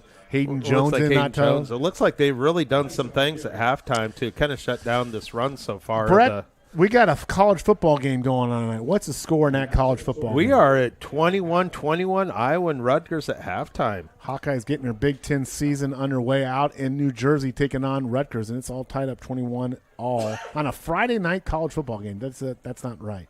Here we go, 2nd, and we'll call it 8 for Mo Valley at the 19-yard line. Davis brings a player in motion. Snap to Davis, give to the running back, and not much there. Another big tackle. Boy, that Red Oak defensive line is showing up here early in the 2nd quarter. Is that Patterson in on that? It looks like a Jacob Patterson. Yeah, it looks Patterson. like Patterson and Zyler Lamb were both there. I tell you what, just that shift from that 5-2 to that 4-3 has really been a game changer so far for that Red Oak defense. Patterson seems to be a little injured there. He's a tough kid. He seemed like grabbing his hand there. He's kind of squatting there. He's getting a tough kid. So it's a 3rd and 12 here for Mo Valley. Mo Valley was effective. They converted on some long 3rd and 4th downs in the first half here. So they've been looking for Becerra on these kind of slant routes and over the middle routes. So they bring a player in motion. Davis now looks the out pass to Becerra, and he's got speed in there. Oh, man, he almost broke it. But there it is. All he do is just a little toss out to Becerra, and he's got speed, and he picks up the first down. Yeah, it kind of almost looks like a wide receiver screen. They have 2 guys out there and just run Becerra kind of right behind them, get a couple blocks there. He was a step away. away. With his speed, he almost scored from that. Luckily, the Tigers were able to kind of make a last shoestring tackle there, but still gives the Big Reds a first down. Yeah, big conversion there for Big Red on third down. They convert on 3rd and 13, so 1st and 10 at their 36. But, yeah, I think that's the game plan for Mo Valley, just these little tosses to Bashir and let him lose his legs because he is obviously the fastest player on that field. Bashir in motion now, give to the up back, and nothing there. Patterson all over him. And no yardage, maybe lost yards. So the running game is being shut down here. I think Tiger going to have to, they say, I don't know, you're the defensive guy, Brett, but how do you slow down someone like a Bashir on those little passes? Well, some of it's just making sure you have enough guys out there and just, bringing up guys. And the big thing is if you're a defensive back, you got to be able to tackle in the open field. And that's a hard thing to do because especially when those guys are coming out here. Becerra is very, very shifty there, so it's all about kind of breaking down and not going for any of those fakes here. Zane Sloan in at right defense in for the Tigers now. Davis shotgun formation, single back set, brings the player in motion. Davis with the snap, dropping back, looking, rolling, scrambling to his right, under pressure, gets the ball away downfield. It'll be incomplete. Yeah, he just kind of threw that one away. No flags that I can see, so that will be 3rd and 11. Good pursuit there by the Tigers to chase Davis to the sideline. 3rd and 11. A lot of players bending over and seem to be hurt or maybe some fatigue here. Well, they're hitting hard out there. It's an emotional game, especially for homecoming. Everybody's really getting after it there. But, so far the Tigers have really showed something, this half on defense. So we'll see if they can continue to do that because Big Reds got a big 3rd down conversion last time. So we'll see if they can do that again. 3rd and 11 here. Ball is at Mo Valley 32. They converted last time on 3rd down. Trips to the wide side from Mo Valley. And Tigers jumped. Went to hard count there, and Tigers jumped. So that's going to shorten it up a little bit, make it 3rd and probably about 7 or 8. And, I guess turnabout is fair play. The Tigers were able to get the Big Reds to jump there on something like that in the first half. So, yeah, football is a game of quick explosion, but you also have to have discipline to maintain on something like those hard counts. And here we go. Snap to Davis. Drive back under pressure, and he's brought down. Boy, someone came shooting through there. That's a Jackson Purdue sack. No, that was a great job because they were trying to set up that little bubble screen there to Julian Tyson, have him come right around. But I tell you what, Purdue came unblocked and was able to get the big sack. Yeah, like shot through a cannon there up the middle, and he drops it for a big loss. It'll be a 4th down and long here. Mo Valley punt. Cale Hall and Torres are back deep here. Let's see if the Tigers can take advantage of this and get a return on this. Blocked! It's blocked. The ball is loose on a 20 picked up by Mo Valley, but brought down. The Tigers in a good position, good field position here. I think that's Sawyer Purdue, I think. No, I think Patterson there. Was he there on the tackle there? Yes, but I think Purdue was in on the block. I'm trying to look at my press box mates to see who got the block.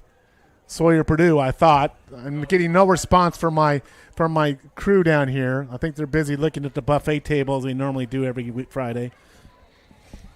But nevertheless, whoever it was, Tigers have a big play here, and they've kind of flipped the field position thing here from the first half, where the Tigers were always behind on the wrong side of the field. And this time they're on the right side. It was a Tiger interception right before half by Jacob Patterson, led to points on here as a block punt by the Tigers, setting them up at 1st and 22 at the Mo Valley yard. Let's see if the Tigers get that run game going here. But, yeah, I'm going to credit that block, unless I'm told otherwise, to Sawyer Purdue. And he has seen already the big plays that young man has made so far, just a freshman. Fisher under quarterback here, under center.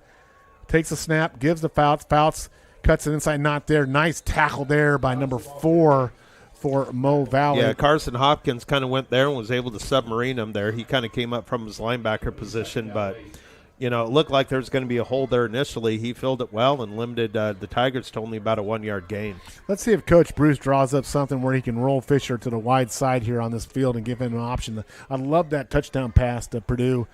That play may be here in this possession. So Tigers 2nd and 8. 2 minutes ago here in the third quarter, Red Oak on top of Mo Valley 14-7. You get the sense the next score by whoever gets it's going to be telling, because Mo Valley can get back in the game, or can the Tigers get a 2-score lead here.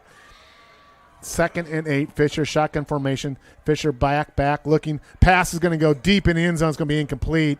Trying to get out there. It looks like Torres, and he was well covered. So it'll be 3rd down here for the Tigers. No, it looked like he was trying to throw that deep on the one side. It looks like Torres kind of got hung up with the defensive back and wasn't able to get away cleanly. So, if anything, you throw it deep, if you're Fisher, just to make sure it doesn't get intercepted. So, kind of good play all around there. We'll see if the Tigers, maybe instead of going the end zone, hey, let's see if we can just get the 9 yards here and kind of continue the drive. 3rd and 8 here for the Tigers. Tigers showing a tight formation here, single back set with Fouts. This looks like this could be a play where Fisher's going to drop back. Look at the pop pass. We're intercepted by Mo Valley. And he's got some speed. That's O'Dowd. He's getting outside, and he's going to be brought out of bounds. Lucky the Tigers that was not picked off for a pick 6. But that was Ryder O'Dowd in the right spot at the right time with that interception. Now, I think just that was going to a pass to Sawyer Purdue there, and I just think they were kind of on the wrong page there because Sawyer never even turned around, and Fisher was actually able to make the tackle, but kind of, I think he thought Sawyer was coming back, and Sawyer thought he was kind of going deep there, and so just kind of that miscommunication lead to the big turnover for the Big Reds. So here we are with Mo Valley with that momentum play there, keeping us a 1-score game, and they'll take over 1st and 10 at their 35-yard line. Davis shotgun formation for Big Red. Tigers showing the 5-2 here. Davis the rollout, looking, steps up, looks over the middle, incomplete. Nice coverage there. It was a pass a little short, but great coverage there. I believe that's Torres on Hanlos. Yeah, Torres was over there. He was able to stay right on him, and there was a little bit of pressure there on the quarterback, kind of forced that errant throw, wasn't able to get, really drive the ball like he wanted to. So good play by the Tigers on the back end, going to bring up 2nd and 10. 1:25 to go here in the 3rd quarter. So far, a scoreless 3rd quarter. Mo Valley's offensive pace has slowed down a little bit. They were really hurrying up offense that first half, a little bit more deliberate offensive here. Second half, 2nd and 10. Hanlos in motion for Mo Valley, and then he comes back the other way. Snap to Davis. Davis drops back, looking to pass away over the middle. Immediately hit by the Tigers. No yards at all. Their big hit brought on there by Mr. Caleb Ransom. No, and that's been a really good, really good adjustment there for the Tiger defense, where those passes were killing the Tigers, in the first half, but they just made sure they kept those linebackers home right in the middle to kind of take care of those little short passes there. Almost look like screen passes there. And so far the Tiger defense has rose to the occasion. I believe we have a timeout here, so let's take a quick timeout. 14-7 Red Oak over Mo Valley.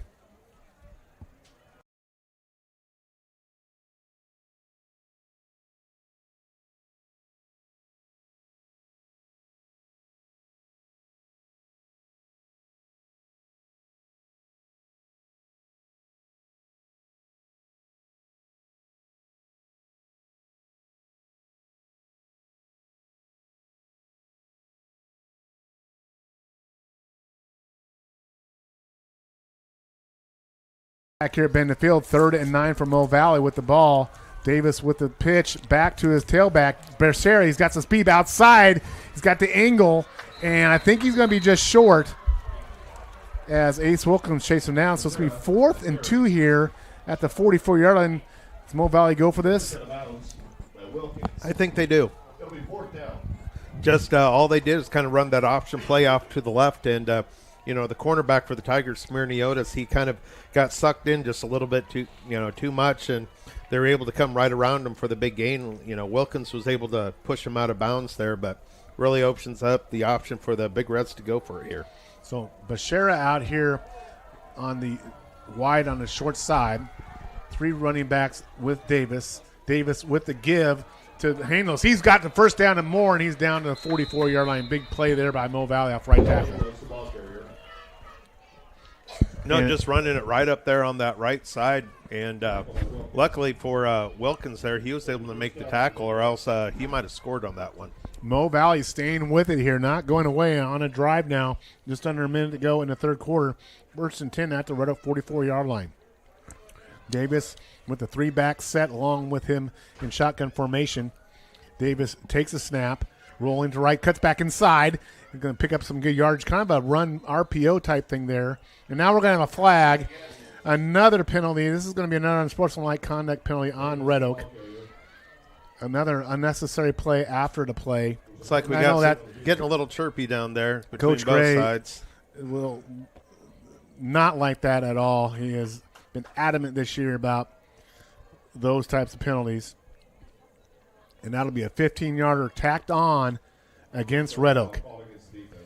No, that's one of the scoring drives. I think for Mo Valley, that's their scoring drive was kind of extended by one of those types of penalties there in the first half. So Brett, kind of like the first half, we said Mo Valley didn't take advantage of their opportunities. Red Oak has not taken advantage of their opportunities here, and now Mo Valley has a chance to flip this game on this drive as they approach the Red Oak 22-yard line, going for a touchdown here to try to tie this game up. 26 seconds to go in the third quarter. Davis, the three-back set, takes the snap, give to Hanlos. Hanlos in another flag, and this is probably coming back. Yeah, it looks like we probably got a holding depending on – looks like where they're throwing it there. There's a penalty marker now. Holding against the offense. So, kind of got to have a holding penalty there, which is actually going to negate a really good run by the Big Reds there up the middle. So that'll send them here 10 yards back. And I'm sure, kind of both sides, for every time it seems like you have a really good play, kind of penalties start to rear their ugly heads for both sides. And it's really affected the game here, affected the game flow and probably the score. You see that Mo Valley takes a snap here. The clock is running here. If they want to get a play out before in the third quarter here, it's inside 5 seconds. I think they're just going to let it run down here. Well, let's see here.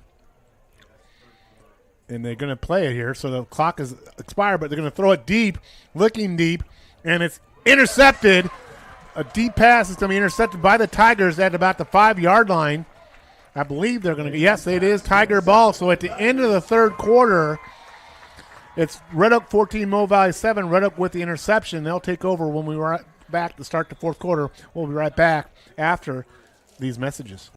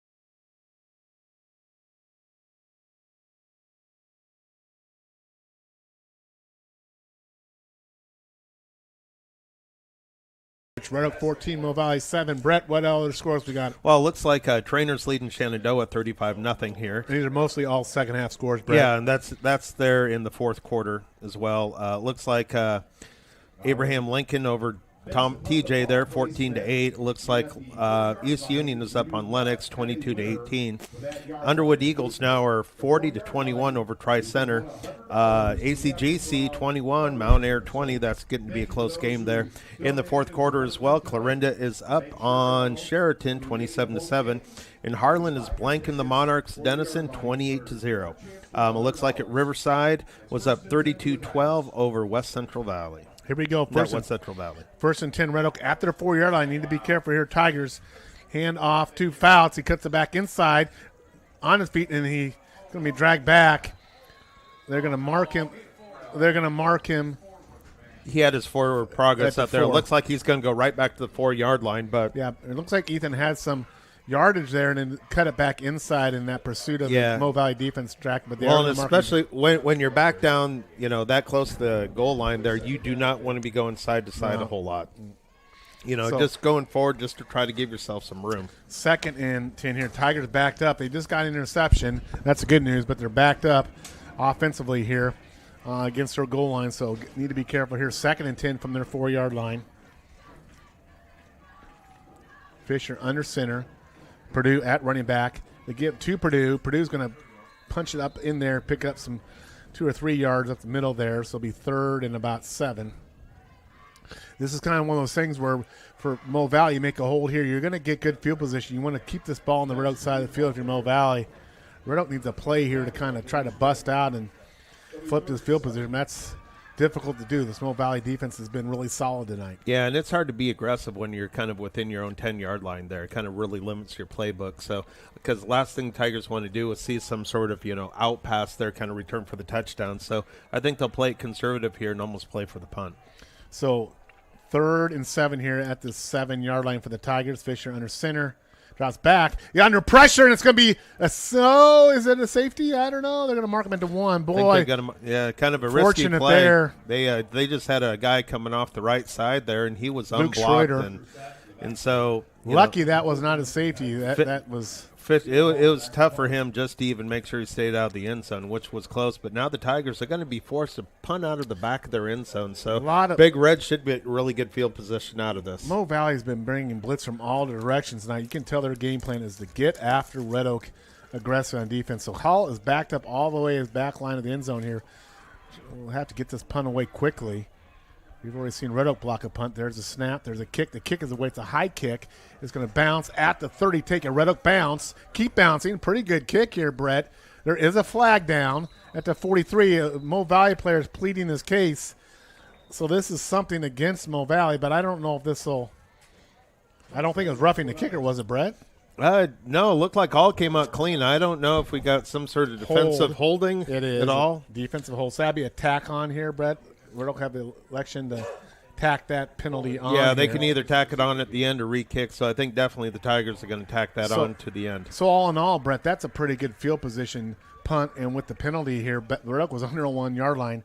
So Mo Valley will take over on their own 47. So still good field position, but a little bit better than what you expected with where Red Oak was at on that 1-yard line here. Oh, definitely. 9:38 to go in the game. Red Oak 14, Missouri Valley 7. We got another barn burner, guys. This could come down in the last minute. Aaron, can you take it? Can you take another week of excitement?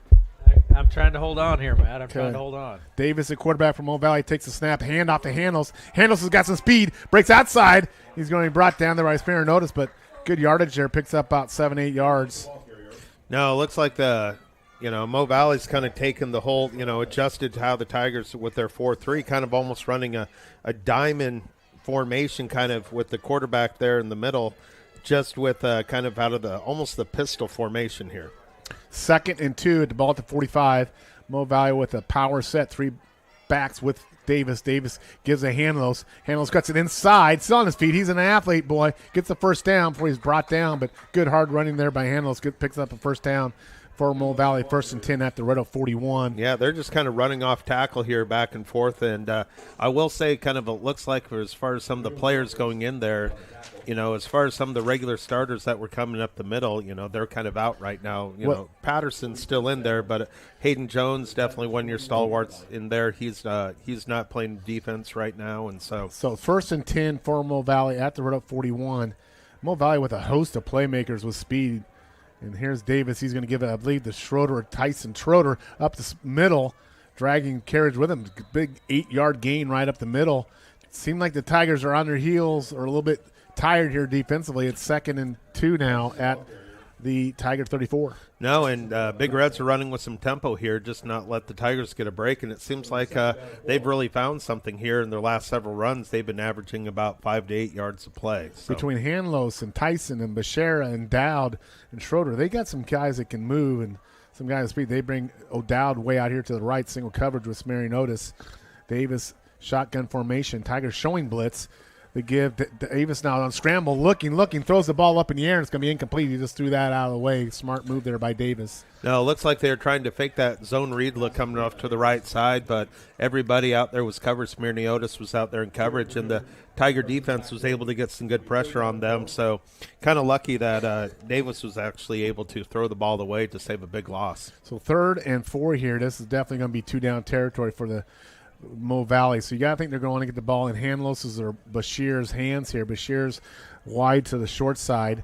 They bring out O'Dodd here wide to the right side. Davis in shotgun formation takes the snap, gives the Hanlos. Hanlos on the outside. He's going to pick up the first down and more, and he's still on his feet, and he's all the way down to the 20-yard line. He didn't go out of bounds. He cut it back in and picked up another 6-7 yards. No, just some good hard running there by him, and, just nothing really fancy, just going off the tackle left side, and they've been actually moving the Tiger defense backwards, and so I don't see them not running the ball here the rest of the game because they've had so much success right now. For Mo Valley, you don't want to commit any penalties here and not turn over the ball and just keep grinding it on the ground here. Davis at shotgun formation. Takes the snap, gives the Handles this side. He's still picking up yardage, and like I say, they're just blowing through the Tiger defense now. And a lot of guys gassed right now on that Red Oak defensive line as Mo Valley's got the momentum offensively. Yeah, running tempo here. Sounds like we've almost Patterson coming off. He's limping off. Yeah, looks like, we've just kind of been just rinse and repeat so far. We've been saying the same thing over the last 5 or 6 plays, but so far it's working for the Big Reds, and now they're within, they're about right at the 15-yard line of the Tigers. 2nd and 3 here. You just think you're going to see more of the same here with, looks like they got Schrader back now at tailback. Davis brings a player in motion. Give to Schroeder. Schroeder's got yardage, picks up good yardage, still on his feet. He's going to have the first down. Still on his feet. Tigers can't get him down.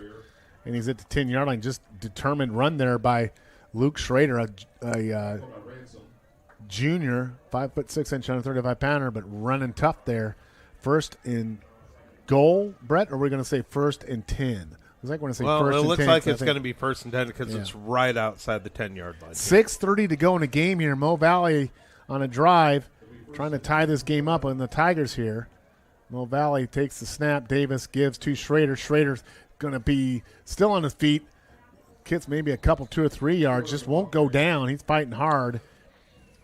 No, and a lot of Tigers slow getting up off the turf, Brett. Yeah, they're Mo Valley's really kind of exerting their will right now, especially on that offensive line. You got number 64 there, Carter Tiffey, number 66, Maddox Wielden. Right up there in the middle, they're really, Chase Christensen, a freshman. And Noah Cox is another one of those guys down there. So they're really kind of pushing that Tiger defensive line around right now. So 2nd and 8, the Big Red can get a first down just short of the goal line. Davis with the pass. It's going to be completed, but Brashera caught it as he was falling to the ground, but good gain there. It'll be down to the 3-yard line, so it'll be a 3rd and 2 at the Tiger 3-yard line. So Mo Valley knocking on the door here, Brett, of potentially tying this game up with 5:30 to go now in the game. Another game going down to the wire, guys. So here we go, 3rd and we'll call it 3rd and 2. They can get a first down, but they need 3 yards for a touchdown. Davis with the give to Hanlos, and Hanlos going to get a touchdown. Goes in there on his feet, and it's 14-13. They just wore the Tigers down. A lot of Tiger players hard getting up to their feet. They're just seems like the exhaustion has just. No, and I'm kind of wondering here with the way they're running the ball, if they're just going to go for 2 and try to win the game here. So or try to get to that. 14-13 here. Mo Valley's going to go for 2 here and the lead. It seems to be some confusion here. The play call comes in. So big play here, Brett. Big play of the game here. Can Red Oak make a stop on this 2-point conversion here? And you got to think you're just going to see more of this power game with Hanlos. So Davis with the snap. They got a flag. And I think it's on Red Oak. It looks like we might have been in offsides there. I thought the official right was pointing to Red Oak there. Yeah. So if it was Red Oak, it could be in offsides. But would they? I guess they call the play dead, even though Red Oak jumped. Well, it's offside, so it's just dead automatically.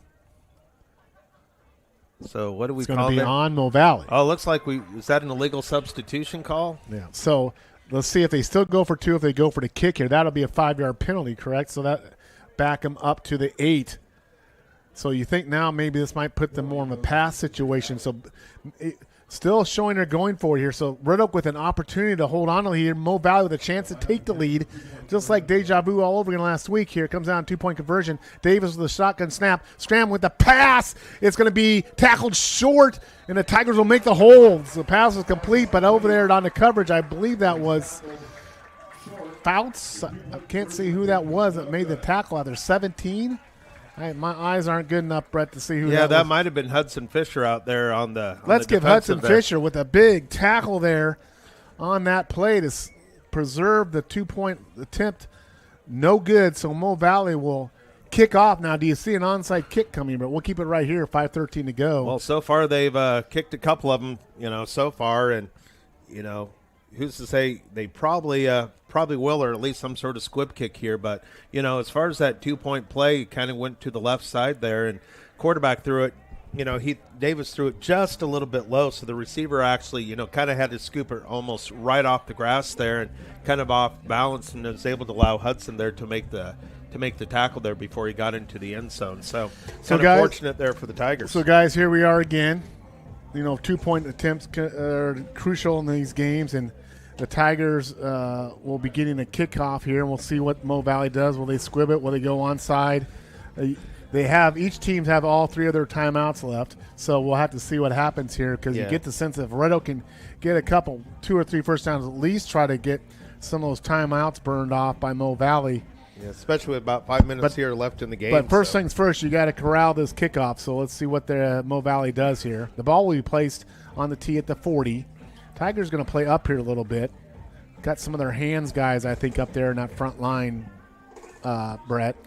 Yeah, it looks like we got – I know Dalton Free is one of those guys there back for the Tigers. So let's see what happens if Mo Valley kicks it deep. If you go short and you don't get it, then you're giving Tigers good field position. Let's see what happens here. Davis, their quarterback, is the kicker, and he's going to kick onside, and it's loose. I think Mo Valley, I don't know, Sloan jumped on it, but it didn't look like he may be crowded. There's no call yet. There's no signal yet. There's a mad scrum on the field. The ball's at the 43-yard line of Red Oak. And Mo Valley's saying they got it, and I think that is the call, because I saw Sloan get it on it, but it kind of went between his legs. Yeah, he wasn't able to field it cleanly there, and so the kind of went down by his ankles. He wasn't able to grab it there. So big play, gambled by the Big Reds, but it paid off for him. So Mo Valley set up here at the Tiger 42, 5:09 to go in the game. They're down 1 point, and Red Oak's going to have to bow the back here defensively, and we have seen Mo Valley grind this out on the ground here. Let's see if the Tigers can show that last gasp of energy here and make a stop here defensively. They're going to have to hold them for 4 downs. Davis with the give to Hanlos. Hanlos gets maybe a yard, and then he's brought down there, picks up a couple yards. Aiden Johnson on a tackle there. The clock now under 5 minutes to go. Yeah, I don't think Missouri Valley's even looking really for the pass. They got everybody in close. They only have, Becerra out there for the wide receiver. They're just running power sets here. 2nd and 8 here. And this will be all 4-down territory on this side of the field. So Tigers are going to make 4 stops in a row if they're going to hold Mo Valley here. So it's 2nd and 8 at the 40. Same formation we've been seeing pretty much the last series here, just 3 backs along with Davis. And he turns around and hands it to Hanlos, and there's a pitch option, and nothing there. A big tackle and a sack by Sawyer Purdue. No, they were trying the read option kind of out there, and he kind of pitched the option out, but Sawyer Purdue actually was able to kind of play his position and able to get out there and get a big loss there. So against 3rd the Big Reds. and 13. That's back to the Red Oak 47. We've seen Mo Valley convert several long 3rd downs here. This is where you're going to look for someone like Bashir or someone like that pass-wise. But 3rd and 13, 4 minutes to go in the game. Tigers up 1. Hanlos and Bashir out to this side. I think you really got to be looking either. Timeout, Red Oak. Yeah, I think Let's keep it right here. Yeah, I think they're going to be looking either for that long slant coming in, or they're going to kind of run the kind of that underneath bubble screen there. So yeah, I think the Tigers need to be beware wherever Hanlos and Bashir are on the field, because those are their playmakers right now. And they had, at least before that timeout, they showed both of them out here on the wide side. But 3rd and 16 to go. The ball is at the Red Oak 47-yard line. You kind of get the sense, Brett, this is the ball game here on these next 2 plays, because if Mo Valley is able to convert a first down here, they're going to be inside the 30-yard line with probably less than 3 minutes to go and have a real good chance to score. Conversely, if Red Oak holds here, there's a really good probability that Red Oak could conceivably run out the clock or at least take it way down. So this is Yeah. No, big time right here. I think Coach Johnson really telling his guys, make sure you read your keys, make sure you play your positions. Don't anybody get sucked in here. So here we go. Hanlos and Bashir out here, wide right side. Tigers shift 2 guys out here. Smirno's, you got to think something's coming this way, Brett. Davis shotgun formation, trying to bring a guy in motion. Snap, it goes behind. Loose ball. Davis falls on it back at 35. Boy, the Tigers fortunate there. I don't know if there's a miscommunication on a snap count or what, Brett, but now it's almost got to be a punt, I would think, with 3:41 to go by Mo Valley. They do have 3 timeouts left. So, oh yeah, that was probably lost about 15 yards just on that play alone. So Tigers here, they don't want to. This is where the Tigers don't need to go after the punt here, Brett. Oh no, if it's close, you just let the punter get the ball, because your biggest thing right now is possession, and kind of make sure your linebackers kind of stay around there just in case there's some sort of fake. The kick is away. It's a low drive kick. And the Tigers are going to let it go, which I think is wise. And it's going to stop at the 25-yard line. So Tigers will take over with 3:09 to go in the game. They're up 14-13. Mo Valley does have all 3 timeouts. So what you're probably going to see here, 1 first down by the Tigers could. I think it would probably need to be 2 here by the time you burn your timeouts. But it's one of those things that the Tigers need to be able to run the ball and keep the clock moving, because Coach Dyson down there cheering his team on, saying, let's go, guys. Need 1 drive here, a couple first downs to try to milk this game. Mo Valley, they've shown all night that they are stout on defense, and Mo Valley needs another defensive stop here as well. So no, and you're pretty much right now we're seeing pretty much 8 guys in the box here ready to stop the run. 1st and 10, Tigers at their 26-yard line. Fisher under center. Mo Valley showing blitz here. They bring blitz. Hand out to Fouts. Fouts is going to pick up a couple yards. And do we have a timeout, or are we going to let Mo Valley's going to let the clock run? They're letting it still run, so they're not burning their timeout yet. So they're going to let this particular play go. Yeah, it is just like it always does. It's going to come down to those guys in either the offense or defensive line, see who can exert their will just a little bit more. So Tigers will let this play clock go down. We'll expect to see a timeout, though, after the next play by Mo Valley. So the Tigers are taking their time in the huddle. Tigers may burn a timeout here. I don't know. They're going to have to hustle. They're no, they're not going to burn a timeout. 5, 4, Fisher in shotgun formation. 3, 2, 1. Takes a snap. Hand out to Fouts. Fouts backs inside. Still on his feet. Won't go down, but he picks up a couple more yards. It's going to be 3rd and 7. And there is a timeout. Mo Valley burns their first timeout. Let's take a quick 30-second timeout. We'll be right back.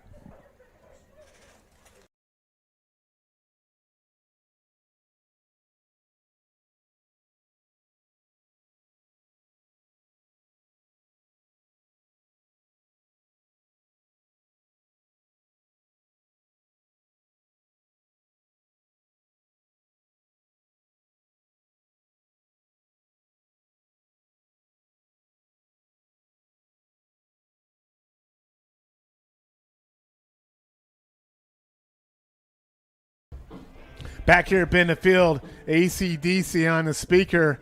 Tiger crowd getting up. This is a big play here. 2:13 to go in the game, Brett. 3rd and 6. Red Oak has the ball on their 31-yard line. What do you do for the Tigers here, Brett? Well, kind of depends how conservative they want to go with this. We'll see if the Tigers, if they decide to run that way, it would force the Big Reds to take a timeout here, because they wouldn't want it to run below here about 1:40 here by the time they would kind of get the punt off here. But if you're the Tigers, last thing you want to do is, kind of give up the ball here on some sort of interception or in an incomplete pass, stop the clock. Let's see what Coach Bruce does. Mo Valley showing blitz, and they get a hard count call there. The Tigers did this last week. That'll be close to first down. I don't think it's going to give them a first down, but it's going to make it a 3rd and 1 roughly, I think, Brett. Yeah, it's going to definitely make it a definitely makeable one here. So Coach Bruce dialing up a hard count, so that's going to move the ball to about the 41. Tigers have got to get just past the 42 for the first down, so a much more makeable 3rd down here. 3rd and 1, and you get the sense this could be the ball game right here, either direction, Brett. Tigers are 3rd and 1 at their 36. Fisher, shotgun formation, Fouts in tailback. Fisher under center. Mo Valley showing blitz. The give to Fouts. Fouts, I think, got the first down. Yep, he does. Boy, a good hard push off that right side. I think they went behind. Was that their leader again, Mr. Patterson over there? Yes, I believe it was. Came off to the right side. First down, Red Oak, 2:09 to go. No, and I think that was kind of a good play by the Tigers getting it to the running back because I think they were expecting to run quarterback sneak, and they really keyed on him. So that hard count that Coach Bruce called to get that 5 yards was crucial. And to the Tigers' credit, they maintained their discipline, didn't jump either. So Tigers here, that they can take care of the ball. And the clock runs. And the clock runs. We're going to take this right down here. So 1:47 to go in the game. Tigers 1st and 10. Fisher under center. Gives to Fouts. Fouts offside tackled. Off tackle, I should say, run. Not much there. Timeout. So Mo Valley burns their second timeout. 1:35 to go. We'll keep it right here. 14-13 Tigers trying to get that victory on homecoming. And, guys, like I said last week, it's a good game, but it's a great game when you win, if you can win. So Tigers trying to make it a great game here. And another thrilling game going down here. So, Brett, you're the mathematician, Brett. You are the math guy. Give me the math here. Mo Valley with one timeout left. You got a 25-second play clock. So, well, if you run it goes kind of to 40 there. So you're kind of becoming 25 seconds out of the timeout here, but it won't, of course the clock won't start till you snap the ball. But I think the big thing here really with the Tigers is going to be ball security because whenever the running back's there, the first guy is taught to hold them up. The next guys are there grabbing the ball. So punching at it. And if you're kind of getting that thing, you're in the scrum, you just got to make sure you go down to the ground just to kind of preserve possession here. Yeah, absolutely. So I don't see the Tigers getting too exotic here. I think you're just going to see more kind of runs up the middle there, force Missouri Valley take their last timeout and just kind of roll with it there. So here we go. 2nd and 7 for the Tigers at their 41-yard line. Pretty much same formation. Fisher's going to go under center, Fouts and tailback. Mo Valley really stacking the line here defensively. Fisher snap, give to Fouts. Fouts gets first down, and he goes down, and that could be the ball game right there, Brett. No, that was a good tough run. He just kind of ran right up that right side. Flag on after the play. That will be on Mo Valley, unsportsmanlike conduct. That'll be an attack on a 15-yarder. All the Tigers need to do pretty much now is just take a knee, Brett. No, we'll see, because after the penalty, I don't know if the clock go ahead and runs right after that, but whatever the case is, at this point, you could even after they take their last time out, the Tigers could pretty much just take knees the rest of the game and run out the clock. Like I say, the Mo Valley has one timeout left, so they can stop the clock one more time. But with that penalty, that'll move the ball all the way down to the Mo Valley 35-yard line. And after this play call, after this run here, and if Mo Valley doesn't burn their timeout, Red Oak can pretty much go to a kneel here. Yeah, the clock starts to run because on the penalty it's going to run, and we'll see if they go ahead and call their timeout or if they're going to just Tigers need to kind of hope for the strip here. Let this play clock just wind on down here. Tigers in a up formation all surrounding Fisher here. Fisher letting the play clock run down. Takes He's a just snap, taking a knee there. And there's another flag. This is going to be on Mo Valley. They try to anticipate the snap there, so this will be on Mo Valley, I believe, as well. Yeah, I think they're trying to anticipate the count and try to jump through it, even though they're taking the kneel down. A lot of times the refs are going to be there to protect the quarterbacks on the kneel down. They really want the guys to relax there. So 1:06 to go in the game. 14-13. The penalty is on Mo Valley. And that would be I'm not sure what that he was trying to, because he was trying to swipe the ball from the center there. So before it was going, he was trying to jump early and try to swipe the ball. So that looks like it'll be a still 15-yard mark off there. First down for the Tigers. That's probably the most important thing for them, because I don't know if Mo Valley's even going to take their last time out here, but the clock is running here. We only got about a minute left to go here in the game. Tigers with first down. Clock is running under a minute now. Mo Valley can stop the clock one more time. I think Tigers they're in victory formation here. They're just going to take the snap and take a knee here. And they're going to try to close this homecoming out with a win. Fisher takes the snap, takes the knee. And Mo Valley, I believe the clock is still running. No signal that they're going to burn their timeout yet. And it looks like Tigers should not have to snap the ball again unless they call a timeout here by Missouri Valley. And looks like their coach is kind of content just to let it roll here. So I'm kind of surprised they're not burning their last timeout. But it really doesn't matter. They just extend the game because they just do it one more play anyway. So that's going to be the ball game, though. It looks like most teams are taken off the field, and clock ticks down under 10 seconds. The Benda field crowd is enjoying this one, and under 5 seconds to go here, and that is the ball game. Red Oak Tigers with a homecoming victory at Benda Field. Tigers 14, Mo Valley 13. We'll have all your post-game highlights and interviews on KCSI Facebook. And listen in on 95.3. We'll be right back after these messages.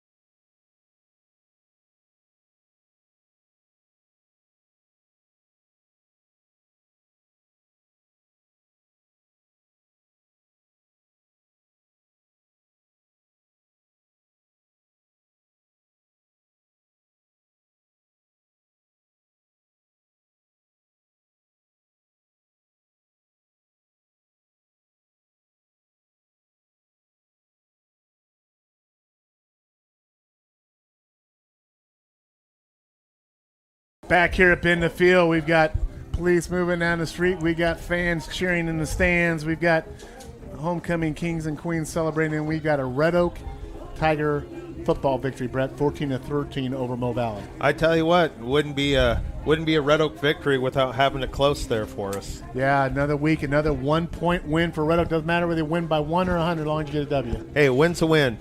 We have Miss Timberly Bentley up here. Miss Bentley, what do we got on stats? Well,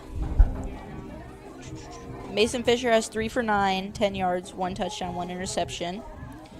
We'll do some team stats. 10 first downs for Red Oak and 12 for Missouri Valley. 5 for 20 third down efficiency, and then 5 for 16 for Missouri Valley. 0 for 2 for fourth down efficiency for Red Oak, and then 0 for 3.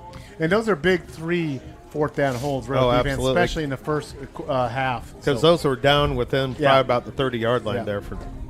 Go ahead, Tim. Passing yards, total yards, we have 96 total yards, and then 167 for Missouri Valley. Do you have time of possession there? Time of possession, I have 37 minutes and 47 seconds for Red Oak, and then 22 minutes and 11 seconds for Missouri Valley. That seemed like it might be the other way around. It seemed like Mo Valley had a low ball. It might be. So the ground yards, 167 yards by Mo Valley. We'll look at the play count, but I think Mo Valley ran a significant amount more plays than Red Oak did. What do you got in tackles, Tim, for Red Oak? Ace Wilkins has 9 for tonight. Sawyer Purdue has 6. Jacob Patterson has 4. Caleb Ransom 3. Zyler William 2. Aiden Johnson 3. Jackson Purdue 2. and I have Ethan Faust with 1, and Dalton Freer for 2. So good all-around performance. Not a lot of offense by the Tigers, but timely plays. Jacob Patterson's interception and all those two minutes right before half were the difference maker. Timberly Bentley, thank you so much. Yes, we have to get set up for flag football here in a bit, so don't go anywhere. But a big win tonight, Brett. Aaron, Tigers back to 500, 2-2. Definitely a defensive struggle there, for both teams. Defenses played well, and less than 100 yards of offense there for the Tigers, and we thought kind of the Tiger offense got rolling a little bit last week, and it's just everybody's now keying on that run. They're sending 7-8 guys in the box, so it's going to be something the Tigers going to have to adapt to, but really all it comes down to is that two-point conversion there for the Big Reds there, and untimely penalty there pushed them back 5 yards, and if it wasn't for that penalty, they probably score on that. And at 2 minutes for half, 2 minutes ago and a half, Red Oak was down 7-0. Red Oak gets a touchdown, 7-7. They kick the ball off. Mo Valley runs the ball back, but a penalty on Mo Valley negates the touchdown. And then the next play, Mr. Patterson gets an interception, stumbles down the field. Red Oak gets a touchdown, goes up 14-7.5. And then, like you said, in the second half, the 2-point hold, I believe Hudson Fisher on the tackle. So we've got Red Oak people here. We've got the youngest Tiger I've ever seen here, and we also got we got a very sweaty Tiger kind of up here too, and I tell you what, Mr. Patterson, I guess you're a defensive back all along here. Who knew you were actually going to be, you're out of position here. I guess the coaches need to play you at safety. Never do I expect to get the ball, but when I got the ball, I saw the green grass, and I'm like, oh, my, I got to get it. I tell you what, I don't think people expect you to be as fast as you are, and it wasn't like you just caught it and only went 5 yards. You were able to get at least 35 yards there and really set up the first Tiger touchdown there. Big play. Thank you. And was it just kind of one of those just opportune time? It looked like, the ball was just kind of popped out of there, and there you go. Yeah, I saw everyone was rushing, and I realized he was dropping back too far. And I saw his eyes. I knew it was a screen. So I kind of dropped back, and I'm like, oh, the ball's right in my hands. And there you go. I guess maybe Coach needs to run out a little wide out here, too, get a couple extra plays for you. Well, last week, Sawyer Purdue, a defensive lineman, had a touchdown. You were trying to get back on it, that scoreboard as well as a defensive lineman. So, yeah, great job. So all I can say is this, Mr. Patterson, again real quick before we shift over here. Seemed like it was really so much a game in the trenches. I mean, both sides. It was a tough game down there. So what was it kind of like?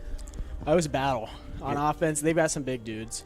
They're getting off the ball really hard, and I think we just got to get off, or we just had to kind of get off harder, and I think we overall just wanted it more, and we were just more sound in the fundamentals. Oh, absolutely. Great game so far. So, Mr. Fisher there, yes, get there. How's the back? It looks like he took some pretty good shots there, especially in the first half. Yeah, I kind of got a back injury in Southwest Valley, and it just kind of reactivates every week, but I take care of it, so I'm fine now. No, I mean, it seems like the offense, maybe struggled a little bit because, probably something that offensive coaches, you're going to go back there, especially when you have, 8 guys in the box there about every time there. So, kind of opportunities are there, I suppose, if you want to throw it, but it's kind of hard if you don't have time, right? So, just kind of improvements that need to be made there. Mm-hmm.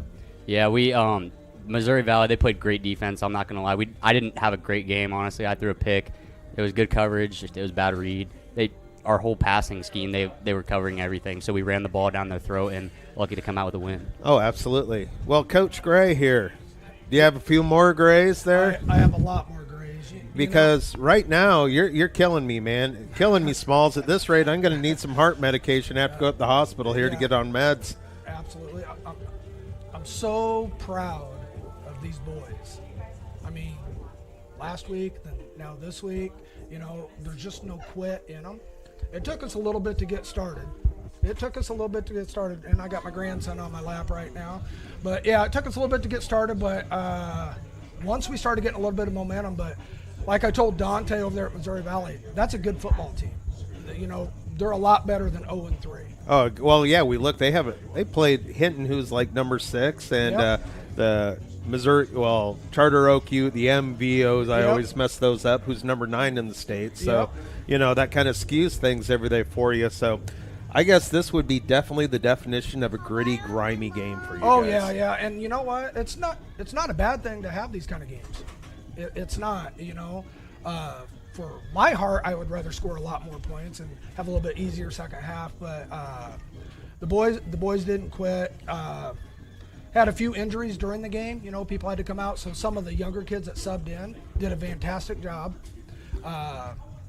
They made me a little bit nervous on that last drive that they had. But when they called a timeout, we got the boys in and said, we get a first down, this game is over.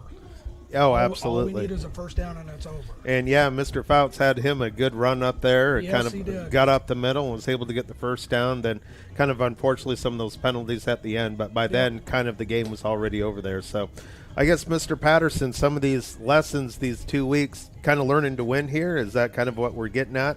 Oh, for sure, yeah. I think I always kind of have an acronym. It's kind of like a puzzle. We got 11 pieces on the offense, 11 pieces on the defense, and you got to fit them together to complete the puzzle, and that's what makes a good football team. And I think we're working at that and getting there. Well, I think just you guys gaining confidence that if it's a close game, we got it. We're okay there. Nobody's going to really panic here.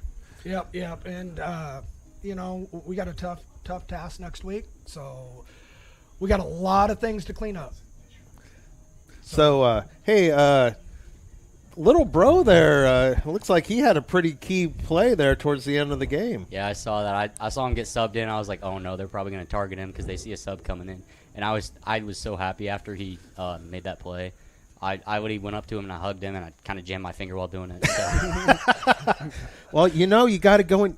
You can't go jazz hands out there. Yeah. You got to keep them. If you would be a wrestler, you would know that. But Yeah. being these basketball guys, you just let those fingers out there and get hurt there. So, absolutely, I tell you what, good game for the home team here, and get to have a really happy homecoming dance there. And tell you what, you guys had a great crowd. Crowd went home happy. You can't be any better than that, right? Absolutely, yes. That's right. And I can't stress enough how proud I am of these boys because we're doing it the right way. Oh, absolutely, and we see it, and probably some things need to get cleaned up too. But that's probably every week, right? Yeah, it's every week. And so, guys, we'll probably let you get out of here because you need to get some showers there. And we stink. Yeah, you stink, and that's good. That means you worked hard, right? Yeah, definitely. And hey, guys, nice job tonight. Congratulations, nice job, Coach, Mr. Patterson. Thank you. Hey, great to see you. Hopefully, we see you up here next time and have another really happy interview. All Absolutely, right, yeah. perfect. See you Okay, guys. thanks a lot, guys. So it looks like Red Oak was able to come back from the, really close game there in the second half. Weren't able to score, but made the big play at the very end to prevent the 2-point conversion by the Tigers. And tell you what, we're good homecoming festivities, and luckily, the Tigers were able to come back for a win there. So did you want to have a last thing there, Mr. No, Davis? great job. It's good to see the happy faces, and great job of the Tigers. Tigers 2-2 on the year, and the slate gets tough. I mean, there's going to be some quality opponents, but that's for next week. Enjoy this homecoming win for the Tigers. Absolutely. So Tigers win 14-13. One other thing. Congratulations, Grand Marshal, for this evening. Well, I guess my reign so far, I'm 1-0. You're 1-0. Nice to see you both. Thank you, gentlemen. So that's a final from Benda Field tonight where the Red Oak Tigers defeat Mo Valley 14-13 on homecoming. Thanks for listening in. We'll catch you next week on KCSI.